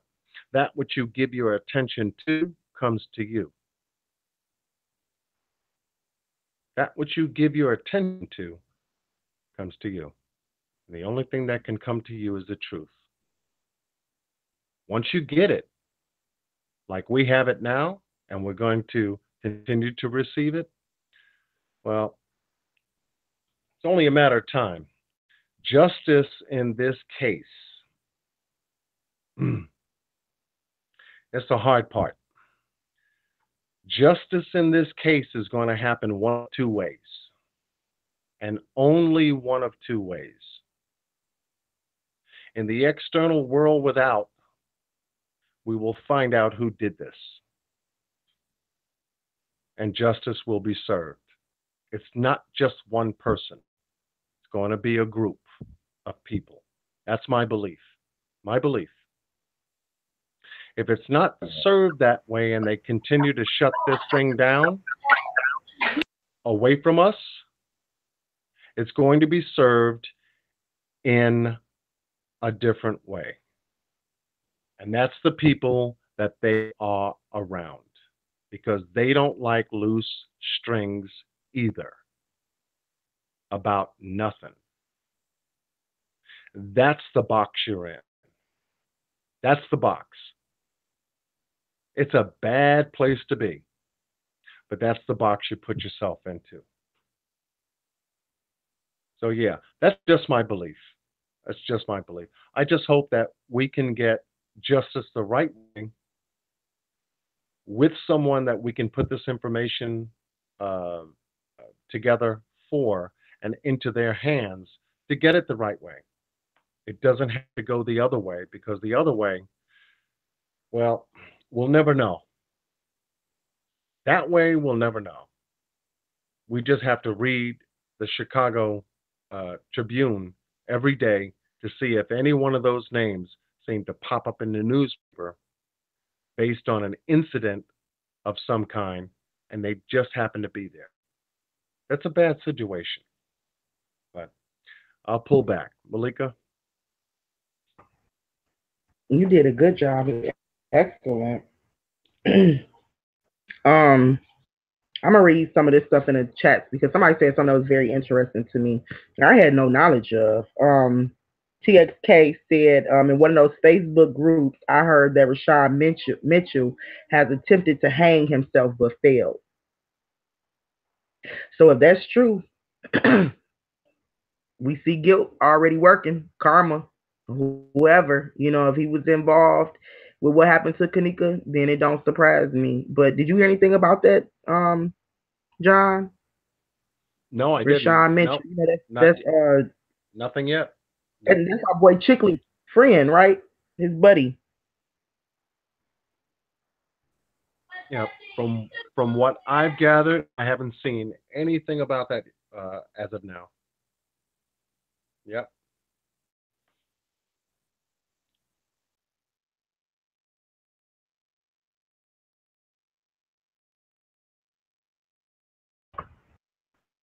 Okay, I'm sorry, y'all. Baby's yelling in the background. I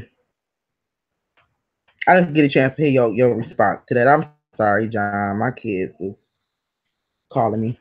Okay, so now he came live and said he wasn't involved. I think I missed that one. Open my eyes. Yeah, I saw that too. His lips were very chapped. Looked like he is suffering from sleep deprivation. We talking about Rashad Mitchell, right? Wow. God is moving, ain't he? These people is not they're not gonna go about their life and just enjoy their life and that girl lost hers. That's not gonna happen. The real YouTubers out there, people have been applying pressure, for a while. Those that haven't been playing games with this case. They have been doing this for a while. So and it's just getting tighter and tighter for them. So they are I can definitely see that they're getting ready to bust. People are turning on each other. If y'all pay attention, people are turning on each other.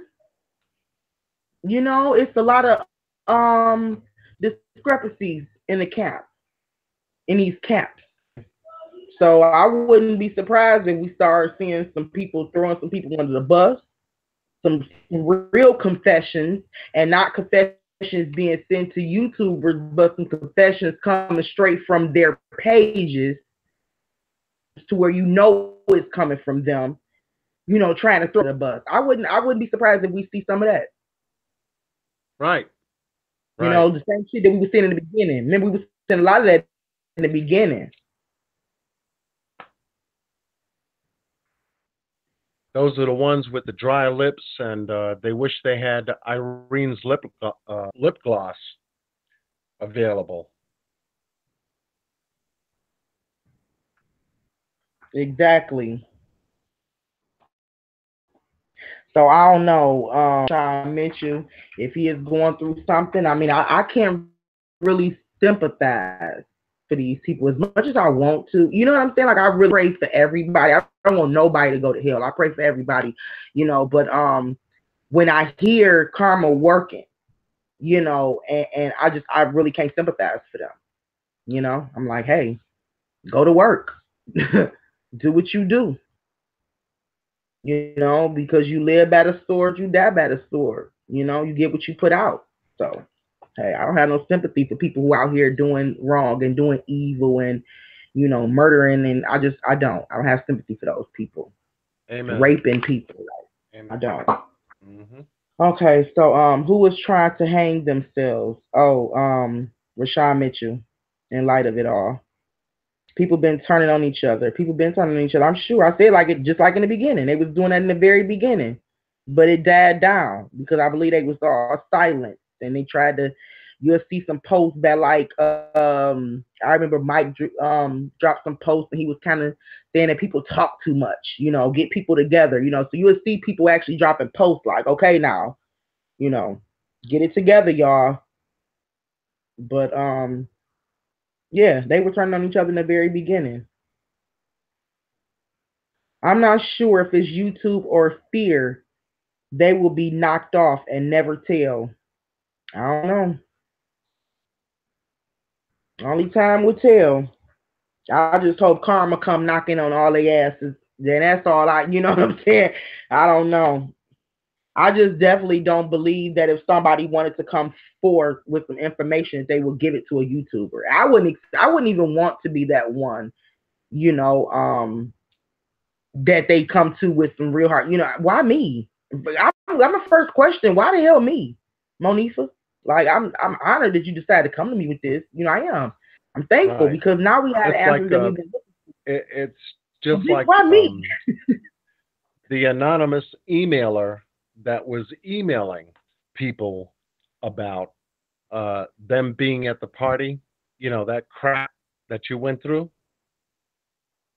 Mm-hmm. Yeah. Mm-hmm. Yeah. You know. See, I wouldn't be so accepted to that because like I'm emotionally involved in this case. Like my emotions is all over the place when it comes to this case. So, you know, when I get an email, I'm the kind of person I would probably read that email. I would stare at it. I would cry. You know, I would have to call you or call you, and I'd be crying to y'all like, oh my God, what would I say? Like I would be like, you know what I'm saying? Like I'm not the kind of person to be like, okay, well let me go ahead and just drop a video on this. Like no, I would really be messed up behind that email. Struggling from there what to do with it. And I'm pretty sure the first thing I'm going to do with it is not going to be bring it to YouTube. It's not. Y'all will find out after whatever it was we had to do with that information. You know what I'm saying? So I don't know. That's just where I'm at with it. You know, I wouldn't really be comfortable holding on to something like that and then taking it to YouTube for it to possibly be tarnished, debunked, somebody to, you know, hack my account, any type of thing, you know. So I would really just like, and I wouldn't, like I said, me myself personally, I'm like, bitch, I'd rather you to go to the FBI. You know what I'm saying? Like I would lead the way, I would go with you or whatever you need me to meet you in Chicago. Okay, let's do it. You know, but I don't know if I would feel comfortable behind the scenes as a YouTuber, a small YouTuber, you know, holding on to something like that. You know, a serious email confession. you know. And if, like I said, if somebody was to give it to me, feel free, go ahead and give it to me. But I guarantee you, I'm not going to run straight to YouTube with it. No, we're not going to run YouTube with it. No, we're going to run to the FBI with that shit. I'm just telling you where I'm coming at with it. So if somebody even want to play games with a fake ass YouTube email, I might, if I feel like it's serious, you know, I might just track that your fucking IP address, and you might have the feds knock at your door. I'm just saying that's where I'm at with it. I'm not gonna do a video on your ass. I'm gonna send the feds to your door, you know. So I'm just being real. See, I'm not playing games with the case. So, you know, in my eyes, like if somebody want to come to me with a confession and then, you know, and it even sound believable,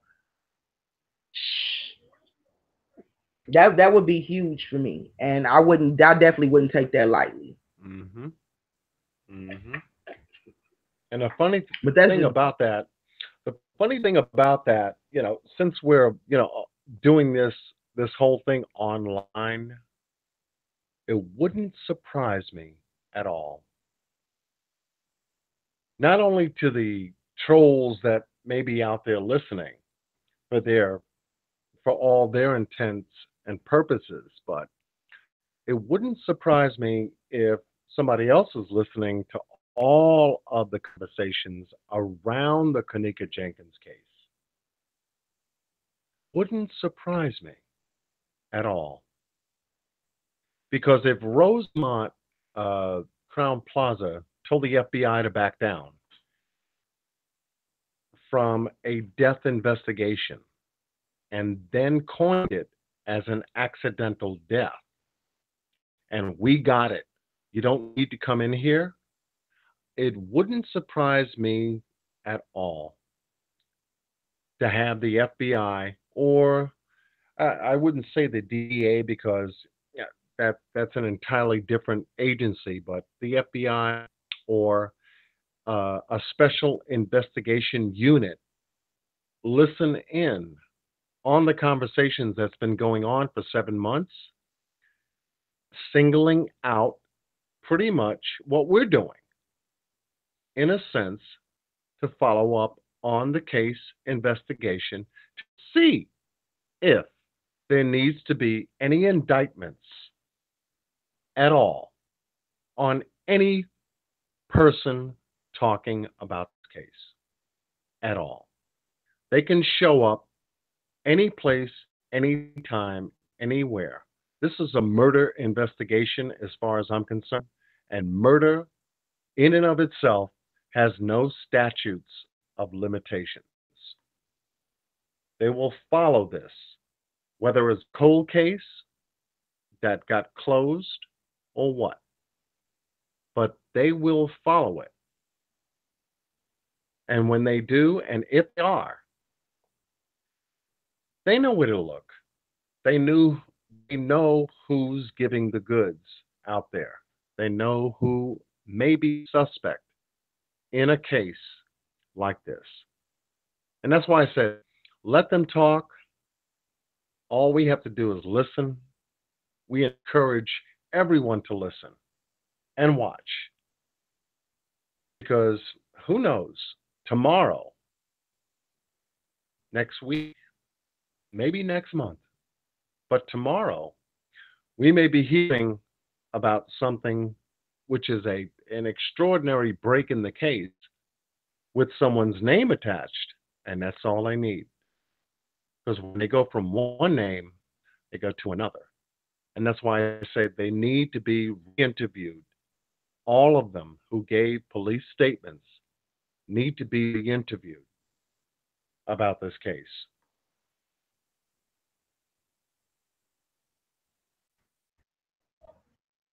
That was good, John.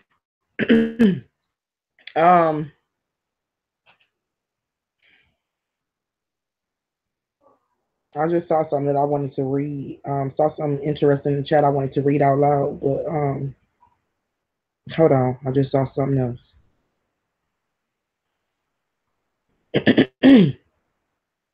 Oh, Tosh said, the killer probably watches everything. Yeah, I believe everybody is watching. Everybody. There's a lot of eyes on this case. like you said, as that we don't even know is probably watching this case. Because the feds actually, they go through, they like investigation. They can go through investigation for like years before they even come out and bust you. You know, they can have a, ain't that right, John? Like, you just never know you being under investigation with the feds. It can be some time before they actually come knock you. So you just never know. I don't think they care because Kenneka was another black gang child. That's what I was looking for. I was gonna say to you, Open Minds, that's true, and I'm pretty sure they probably provided all type of information proving that she was in a gang, all type of stuff, you know, and that's exactly why they probably treated the case the way they did. Because John, remember you was mentioning that before, we were saying how it's more gang members in Chicago than it is residents in Rosemont. And they definitely didn't want that heat on a city. So yeah, I'm pretty sure they looked at her just another gang member. I'm hearing Straight Drop and Zach got something coming out and Kenneka on MTV soon. Please be a little bit more specific about this. Straight Drop and Zach is teaming up together, coming out with something, or this is two separate things? And you saying about Kenneka? Yeah, I need to know a little bit more about this, Lakita. Right, Tasha, and dispose us. Well, Rosemont failed big time because the party where the girl sitting on the other girl is not a party. Look closer at that video. It's the location in the loading dock with Freezer. I have no idea what you mean. Did you get that, John? I'm going to read it again for you. Well, Rosemont failed big time because the party where the girl is sitting on the other girl is not a party. Look closer at that video, which I'm sure a lot of us have looked at that video many times. It's the location in the loading dock with Freezer. Please explain how you got that. I mean, because I'm not doubting you at all inside of a hotel room, so I really don't know. Right. Yes, please explain that. Explain please that. Do.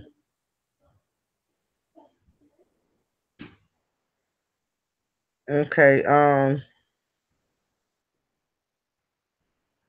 Okay. Yeah, Lakita. I just want to know.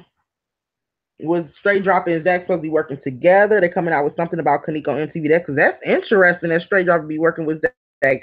But don't nothing really surprise me concerning this case or with these YouTubers. So I'm not too surprised if that's the case. Okay. But I thought Straight Drop didn't like Zach, right? And now they working together. Wow, exactly. Coffee and cases, exactly. I hope the FBI is investigating Rosemont officials. That's exactly what we're saying. We just don't know, you know, if that is the case, you know, because like you said, we believe it's some eyes on it. You just never know if some eyes is watching. You know, you just never know. So we're going to pray and hope for the best, right?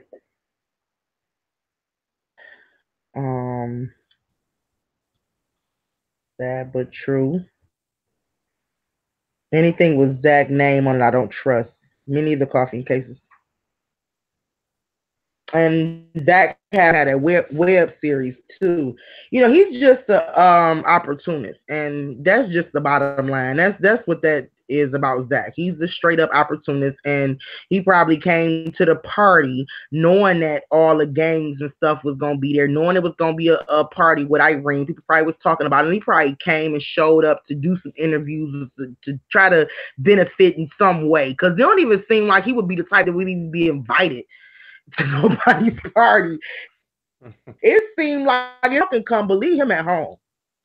Like he smell like cigarettes and he annoying. He always tapping people on their butt. Leave him at home. Shoot. Well, right. That's why. That's why I brought up, you know, the 6th floor and room 609. Mm-hmm. Yeah. See, that's why we need to really figure out if, who rented that room.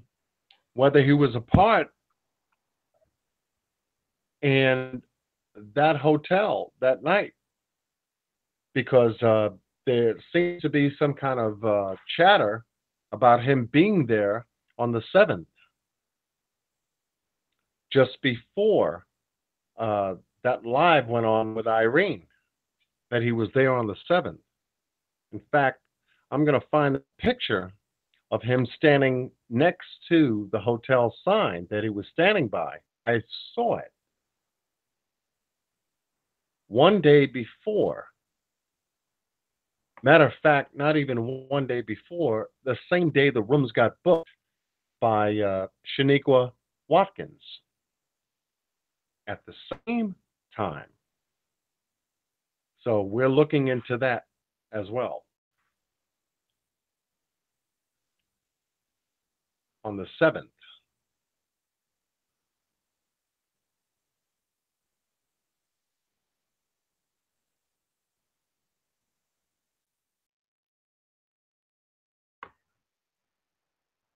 John?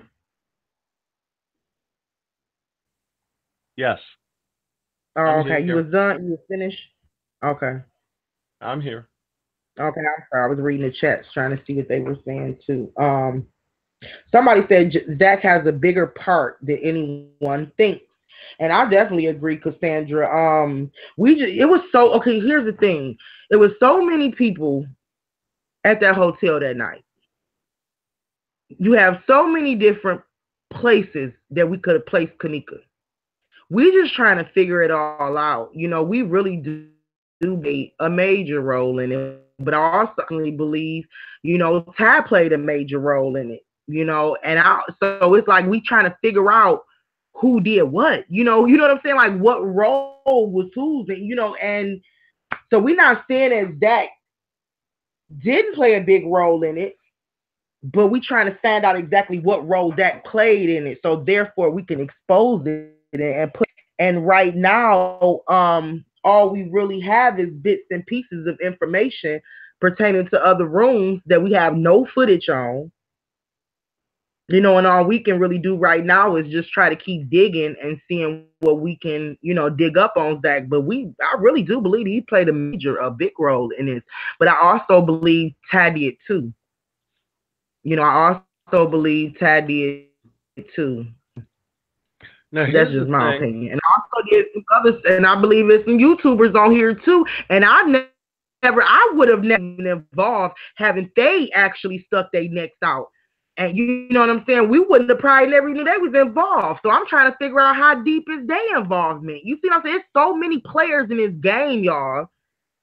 It's ridiculous. Right. So, you know, I'm sorry, John. I have my, you know, my most hated ones or the ones at the top of my suspect list, but I can't just say that they're guilty. And I can't just, you know, say that they played the biggest role because I don't like them the most or because I assume they did, you know. So we really trying to figure out who did what, you know. And if it was one person behind the scenes that masterminded the whole thing, you know, so that's gonna come in due time. Yeah, that's what we're looking for. Yeah, that's what we're looking for. We're looking for the one person that's masterminding this whole thing. That's the creativeness of this whole case. But here's a point, a very good point. If anyone noticed, I can't be the only one next to Malika that has. Okay? Let me bring you to a time and then go back and check it. Just go back and check it. Okay. We all saw Bree, Monifa, Shamaya, and Kanika enter the hotel. And the answer to that is yes. They ended up walking into the south end of the hotel from the parking lot into the hotel, where they navigated the food court to the main lobby area. Everybody remember that? Press a 1. Just press a 1. Malika, give me some feedback.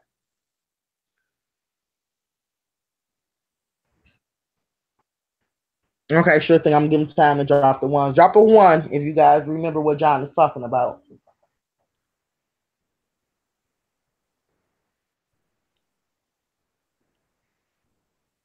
Drop a 2 if you guys are lost and you need to repeat that.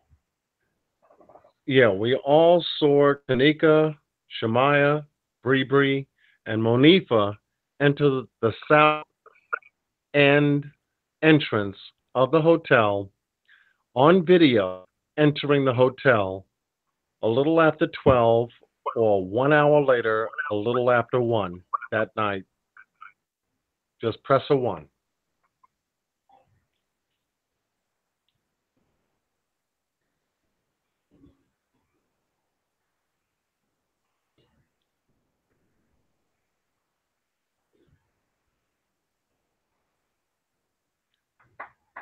Okay, I don't know if you guys are following us because we're not getting any response in the chat room. So, John, can you just be a little bit more detailed? Yeah, it's really surprising to me. We got a few ones, but we got 20 viewers. A few ones. Okay. A few. So what we're talking about is that when Kanika showed up with Bree, Shemaya, and Monifa at the hotel, did you see on video when they did? Press a 1. Just hit 1. If you watch the video of them entering the hotel for the party that night, hit a 1. Okay. All right. I think they would have. Okay, so we see them in the hotel, and Bree is the only one that went up to the front desk to ask something about something,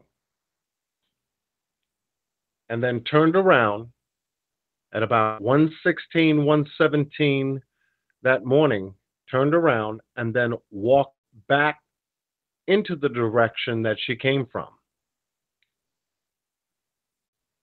Type a 1 if you saw that. It was just Bree going to the desk, maybe asking, where's the elevators to room 926? Maybe she asked that question. She got the answer. She turned right around right after they got there and then went back toward the main area where the elevators were. Type a 1. If anyone has seen that segment of the video when they entered the hotel, type a 1. Okay, we got a few ones. We're going to wait for some more. Make sure everybody is with us.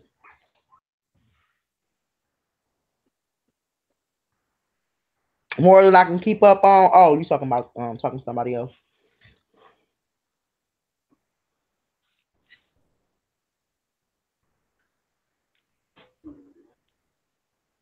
Okay, John. I think they following. Okay. We following. All right. So they come to the hotel. Bree cuts to the left to go to the information desk or the desk where the management is. Asks the question. She turns around, heads back toward the elevator, and guess what? Once she gets off of camera, she is off of camera. Now, this is what I noticed. The main area in that lobby has a camera where the elevators are. Why didn't we see Bree, Monifa, Shemaya, and Kanika go into the area where the elevators were on the main floor going up to the party? Got to go back now. Why didn't we see them enter the elevator area to take the elevator up to the 9th floor at all? In fact, the next video we see is inside the elevator with Monifa, Kanika, and Shemaya in the elevator, and it seemed to be in motion, perhaps going to the 9th floor at that time. where you hear Monifa talking about, and when the gangs go up and up and up, and then you see Kanika in the background going, yang, yang, like that. That's the only video footage we have of the interior elevator of them going up into an elevator in the hotel that night. That's it. So going back, my question is, why didn't we see the four girls go into the elevator area on the main floor when there's a camera at that area that could have caught them going to the elevators? Well, the only reason why is because the camera was off.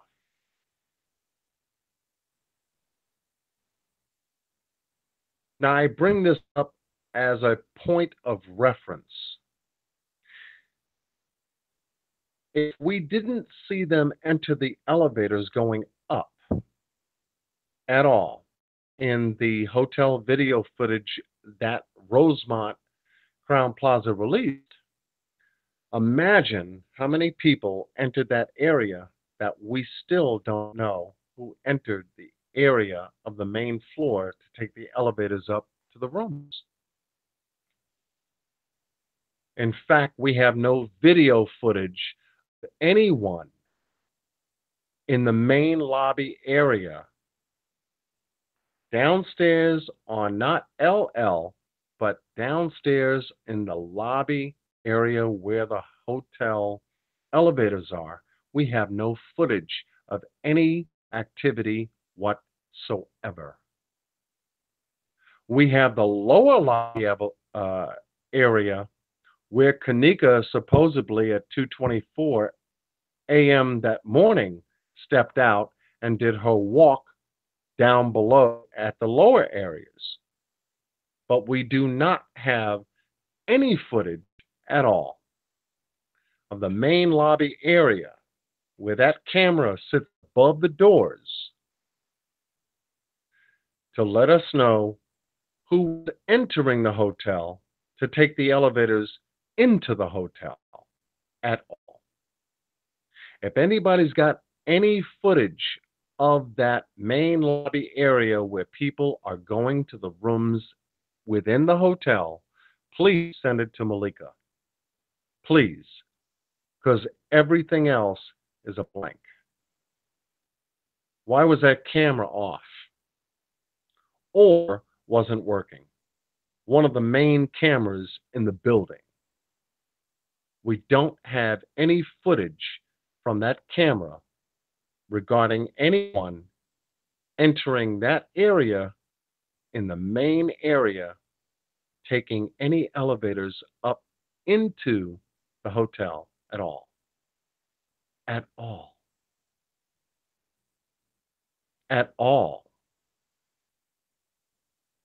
Now, if you've seen it, please send some kind of information to Malika, because we would love to see who came in after them. In fact, if you watch all of the 36 hours of the video, and I'm not going to say I sat up here and did it, all I was looking for was a time sequence between the time they entered until the time she was found. I'm asking myself, why don't we have any footage of anybody exiting or entering the elevators on the main lobby area that people get off?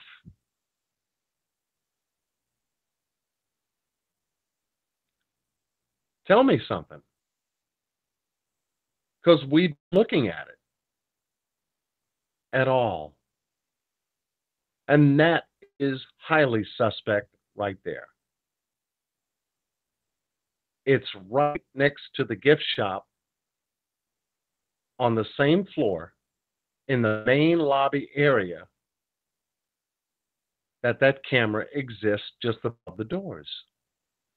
Now, if you have Google Earth, you can go back to the hotel and do a walkthrough, and you'll see that same camera dome sitting on top of the ceiling in the outer doorway, pointing in either direction that is also censored for people walking back and forth, taking the elevators up into the building of the hotel. We don't have any footage at all. And that told me right there, that that is a main area that they didn't have covered. Why? And there's an exit down the hallway from the 6 elevators that exist in that hallway to the left. If you go back to the videos, you'll see the exit sign over to the left, and it's a push door, like you would go to any facility that's got an emergency alarm on it. One of those doors. You to tell me that that door wasn't covered at all? Now that is a fire violation, according to code. It's a code violation because any camera in any area that has fire doors attached to it, they have to have up and monitoring those doors at all times. In the event of an emergency or fire, you can always go back to the videotape to see how people got out of the building in the event of an emergency. That's the camera I'm talking about. That was off. We have no footage at all for the last 7 months. Now, why is that? Rosemont Crown Plaza, why haven't you released the footage of the main lobby area of people going back and forth, in and out, going up into the hotel area at all? That's what we've been looking at. And so you'll go back and check it. And please check it, because you won't find it. You won't find it. Okay, Malika.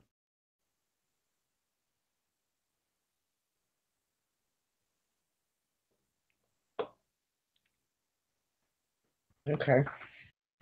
That's interesting how them cameras just mysteriously stopped working or wasn't working. Do you believe that the cameras actually wasn't working, or do you think that that was all of Cassandra's doing as far as the editing? Because I do remember on the Chicago Tribune, I do remember that they put out a statement saying that the Chicago Tribune editors was given the raw footage. We were never actually given the raw footage. And it was up to her to pick and choose what was actually important to the case.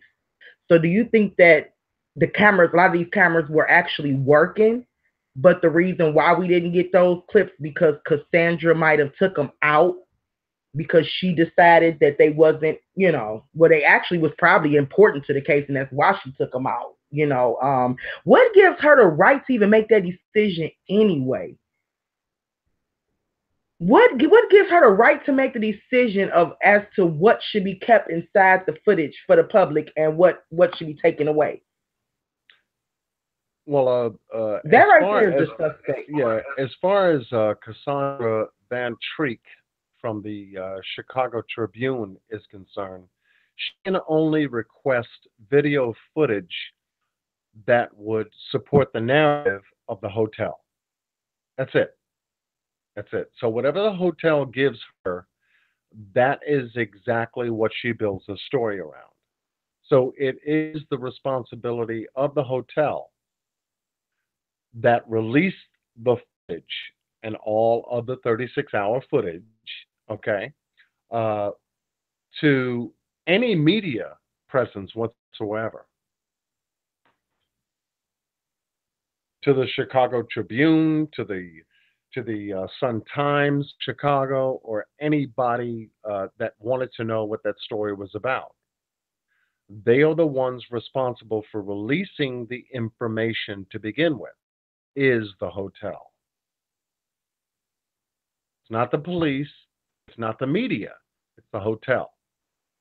Right, and they saying the hotel released the raw footage to her, and she got to decide you know, what was important and what was not, you know, what to keep and what to remove. Right. So I'm wondering what some of those cameras actually working, and we just probably didn't see those footages because they was probably in the raw footage, but they never made it to the public. Right. Yeah. Right. But you know I mean, something? because for all those cameras in a 4-5-star hotel like that, for all those cameras not to be working, John, even emergency I mean, come on now. Right. Exactly. There were specific cameras, what I'm looking at, that were off. Specific. One was the lobby area camera that was off. Shouldn't have been off. The main floor of the hotel, it should not have been off. Period. That will allow anybody to see who's entering and leaving the hotel. Period. Period. We have a camera down below in the lower area, in the dock area where the freight elevator is. That camera was off.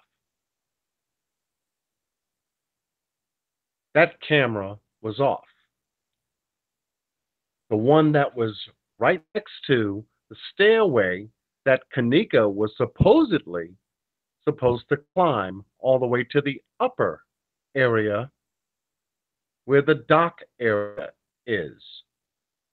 And the freight elevator runs alongside that. That camera was off too. Directly in front of the entrance of the kitchen and the employee entranceway to the parking lot. That camera was off as well. So you got 3 cameras, at least, that we have looked at that were off. Whether intentionally, accidentally, whatever. But it just says a lot. We can't see anybody going up or down, in or out in the main area. Now, that main area, there's a doorway. If you're stepping out to leave the hotel, to the left, there is a front doorway past the elevator entrance that leads to the swimming pool area. I know because I Googled it. And I went through those hallways leading to the pool area.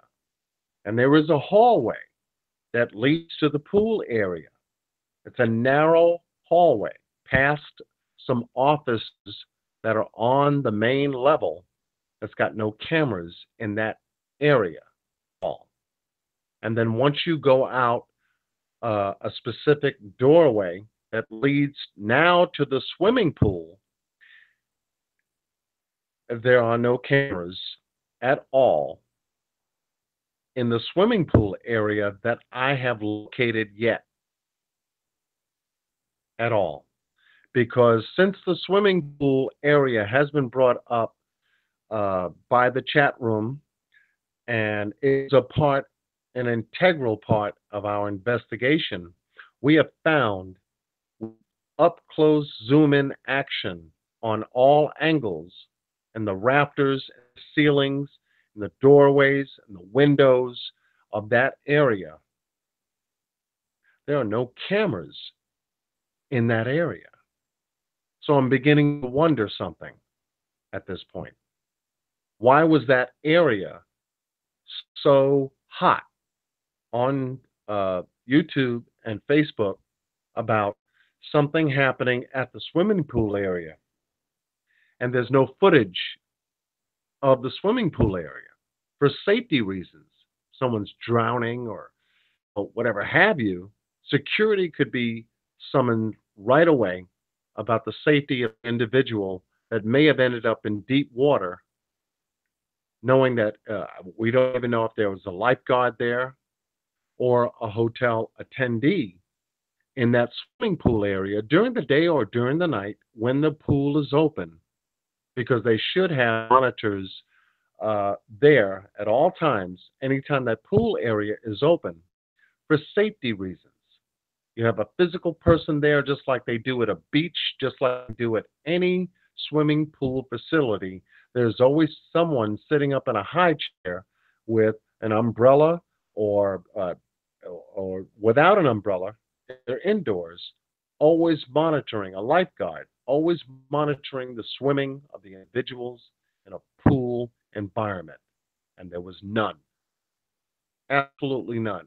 So we're looking into that carefully for those that have mentioned in Malika's live regarding the swimming pool. We're looking at that carefully. But there are no cameras that I have come across. I've got two other people looking at that same footage that we went through and on Google Earth, looking in every single area that a camera should be. So far, we're not finding anything.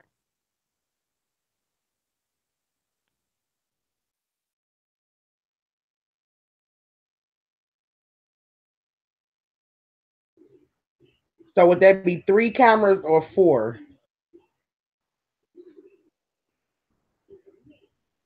4 cameras in a 4-star hotel. Not working. That just don't make sense. I've never heard of that.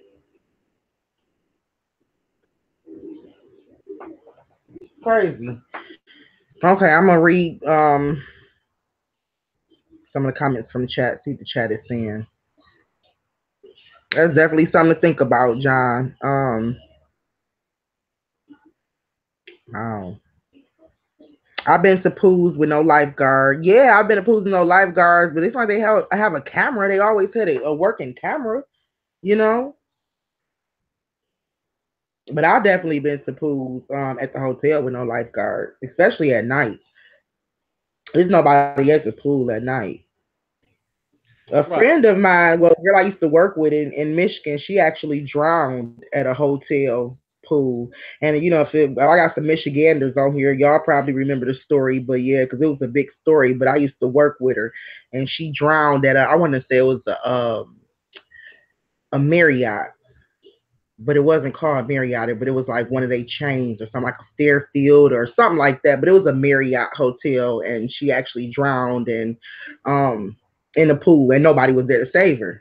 So, and a lot of times at night, I don't know how it is in Rosemont, but a lot of times at night, even though it might have a 10 o'clock cutoff, people will still sneak into the pool.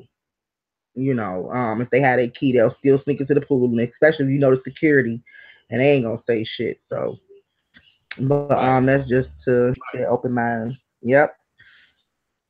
Right. There's a workout room right near the pool area that faces the pool area that was closed at the time.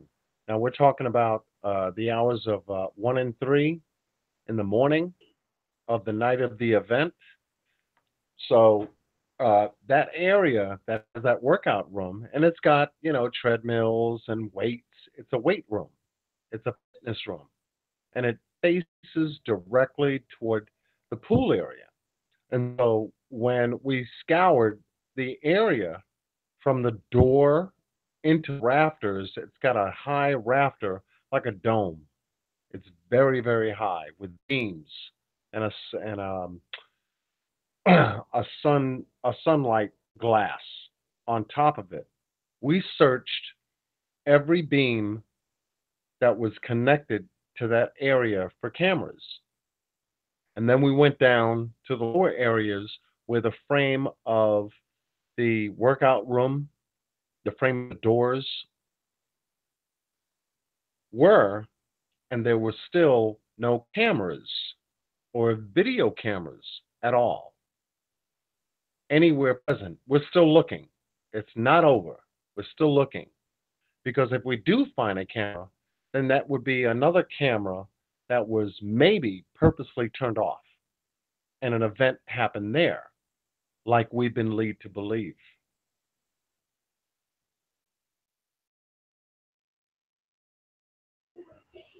It's definitely possible. It's definitely a possibility. At this point, I'm with you, John. At this point, we can't rule nothing out. Like somebody said in the chat, we have to start back from the beginning, you know, and rule nothing out until we can, you know, rule something out. But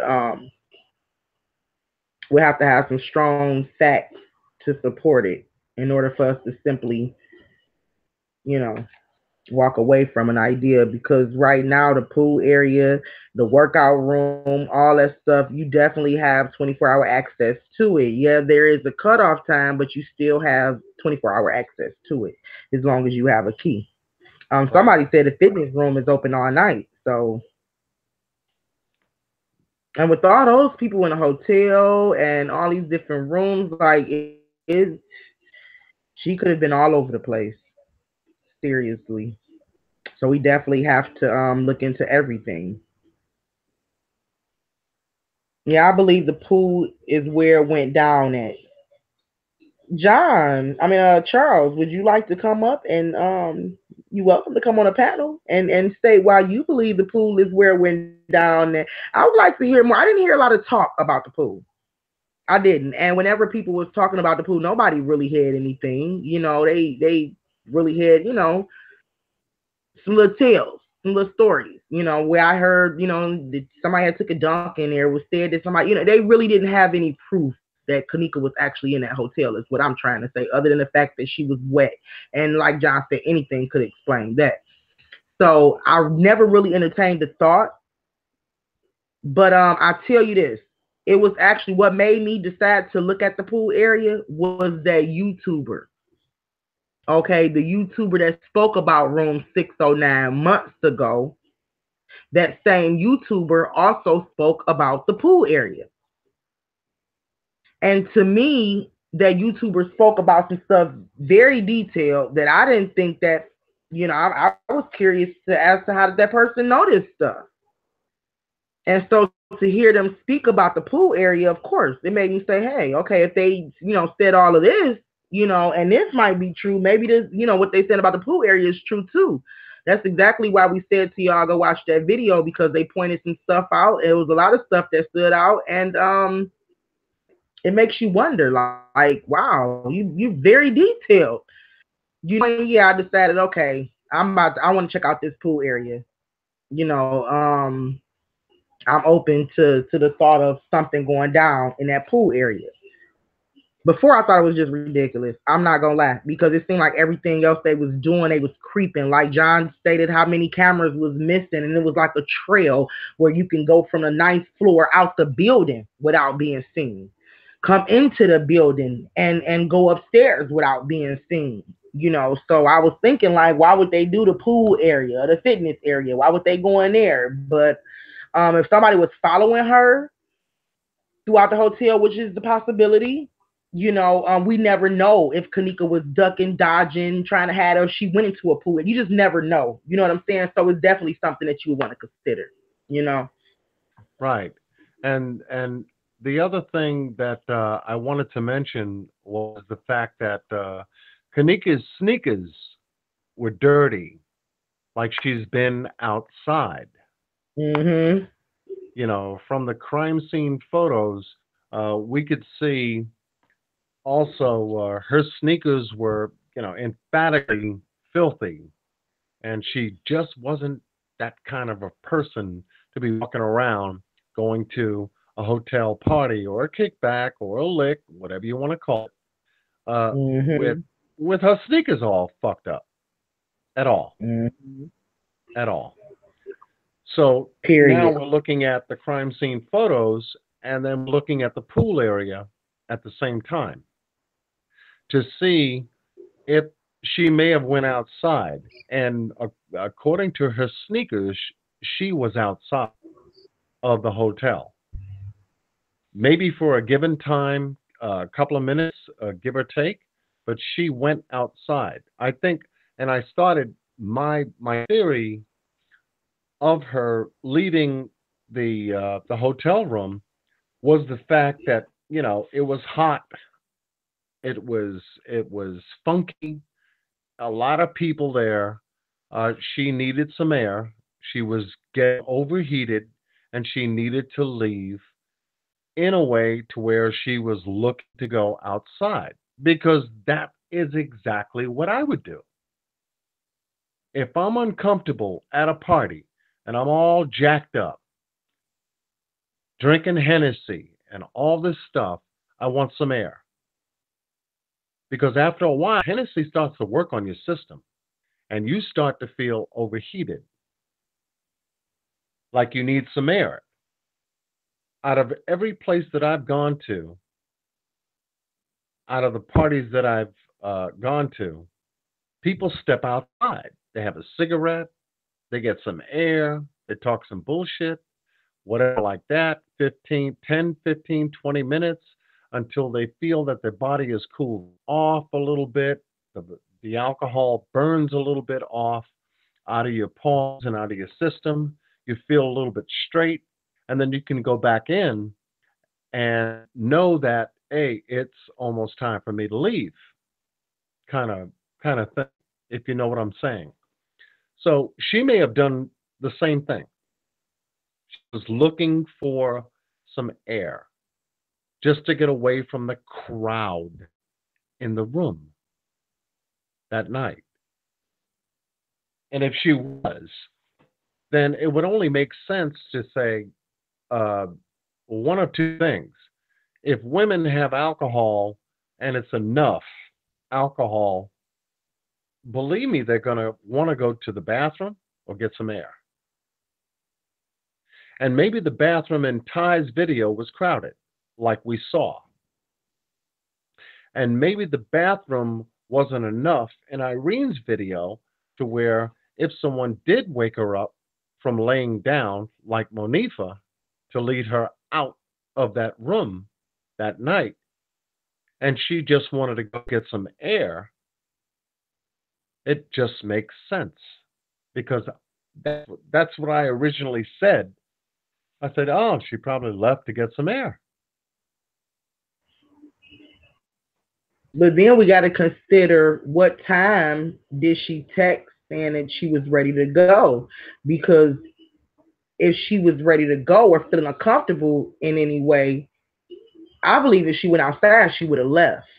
I don't think she had opportunity to get away from whoever it was or the group that it was, the crowd that it was. I don't believe she had opportunity to just step away from them. I believe they was watching her like a hawk. And I believe when she did decide to go to the bathroom, she got snatched right by that door. You know, I stand 100% behind it because I my eyes did not deceive me one bit. You know, I do believe somebody snatched her, and that's what we've seen because we definitely see her in the background. And she was in that same position when we see her in Ty's live, standing right there near the bathroom door. We see the girl in the white shirt with the braids by the bathroom door. So it only makes sense to me that if she was taken outside or led outside, not by her own will. Because I just don't see, I have not seen one photo or video of her just turned up and straight up drunk, you know, or at least drunk to the point to where she need to step outside for some air. And we know she don't smoke cigarettes, you know, and so I just believe if she was taken outside, it wasn't bad. You know, and we did see back and forth. So you definitely made a good point because when we were seeing people leave out the hotel, it could have been that they was leaving outside. I mean, outside to get some fresh air or to have a cigarette or anything. You know, I never thought about that. Or to even meet somebody to bring them some weed up there. I mean, you just never know because a lot of times we was looking like, okay, now why the hell did they just leave or why did Brittany just leave out? You just never know. But yeah, I think as far as Kanika stepping outside, I really do believe I believe she was outside, but I don't believe it was by her own free will. You know, at some point she was really uncomfortable being there. And I believe that point came when Ty and them girls walked in. People also spoke about a fight that they seen in Ty's live. I haven't seen a fight in Ty's in the background. You know, I believe that it takes more than one time to break down that video and analyze that video. I believe every time we do, we're going to discover something new. We're going to get a new revelation. It's just like reading the Bible. You'll get a new revelation. So I'm definitely going to, you know, keep watching those videos. And I believe I get a new revelation each time. But when I heard somebody say that there was the fighting stuff that went down in that video, it really really stood out to me because I'm like, wow, okay, so now we have Ty out in, which is a whole separate game than the group room. And I was already wondering, and it is just a possibility that Ty and the girls that he came with could have came on some ambush stuff. Because we also know these girls to be fighters. They're not afraid to fight. They always in a fight. They'll fight at any time and probably any place. If you notice the dress attire, you talking about young girls, hot girls who like to dress up, things like that. Nobody was in no dresses now. No, do y'all know? Have y'all noticed on Facebook? You look through their pages when they go out, they have on nice dresses and heels, looking nice. Oh my God, my battery dying.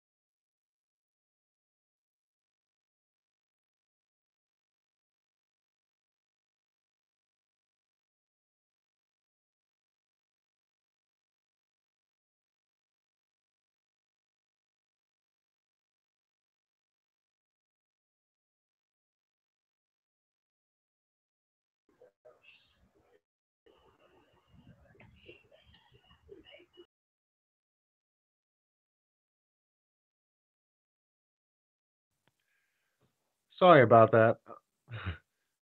There are a lot of people trying to get into the YouTube Facebook group and texting me and hitting me up. So uh, that's where I was. Anyway, Malika, how you doing?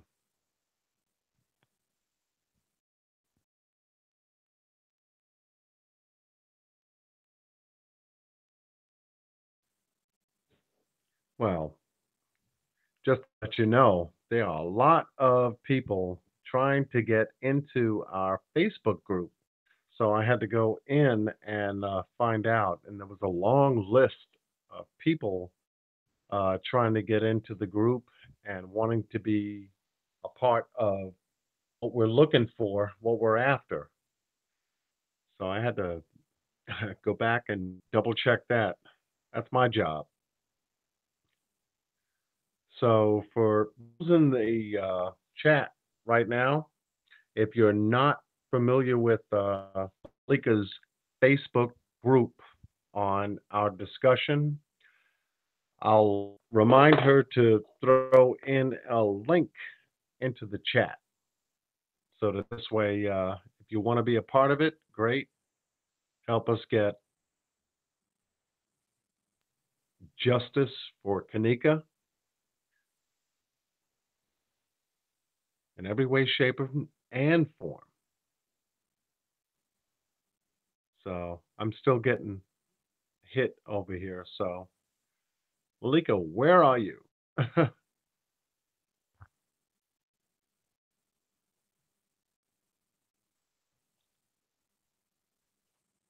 We'll get there.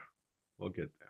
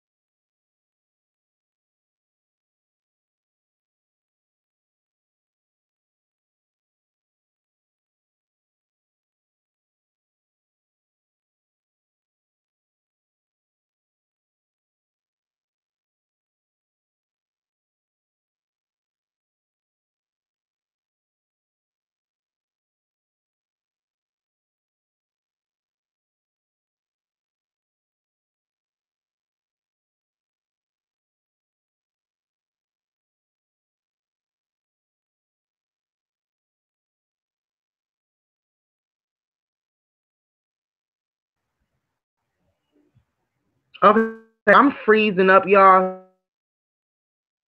in this broadcast. Yeah, Malika. I'm gonna go ahead and network off. Yeah, I hear you, John. My laptop is tripping. It's freezing up on me. All type of stuff is going on. It's hot as hell because I've been working on it all day. So I'm right.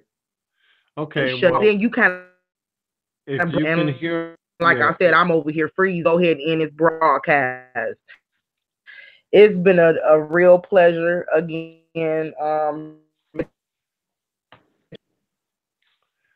No, I was saying is that if you can hear me, you want to I go? have been, yeah, I have getting tons and tons of requests for the Facebook private group session that we're doing, and they're like blowing up my phone. So I said I had to go back in and out to review who was trying to come in.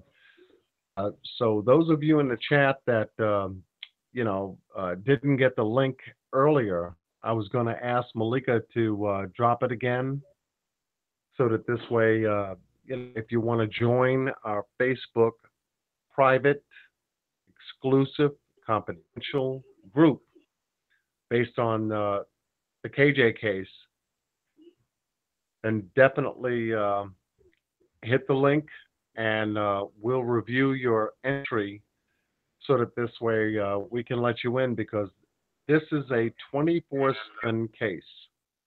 And I think Malika set it up just to be that way. So go ahead, Malika.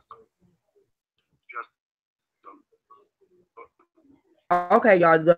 Also in the description. So go ahead over there now because matter of fact, I'll leave this video, stay the link in it. But I'm freezing up, so I can't drop it right now. But go ahead to the description and you'll see the link over there. And John is definitely looking at who's applying. And you know, like I said, or no clown there for real. Mission, okay, and we not getting accomplished. So thank everybody for tuning in tonight. I'm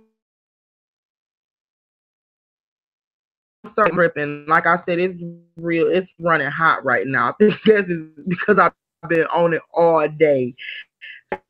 Actually, for the last few days, I haven't turned it on and shut down.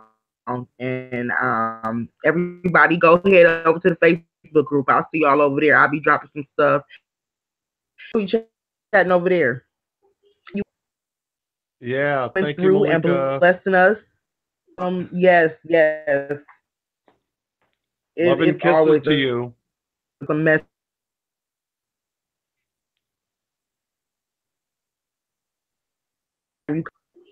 Same to you. I'll see you over at the discussion group. I know you got to go through those requests, so I'm sure we'll be chatting later. All right, everybody. Good night. I love you guys. Stay prayed up. Take care of them babies. Take care of yourself and take care of each other. Absolutely. God bless. And thank you, chat, for joining us tonight. Good night. Conversation over there is short because all right, y'all. Love y'all. Good night.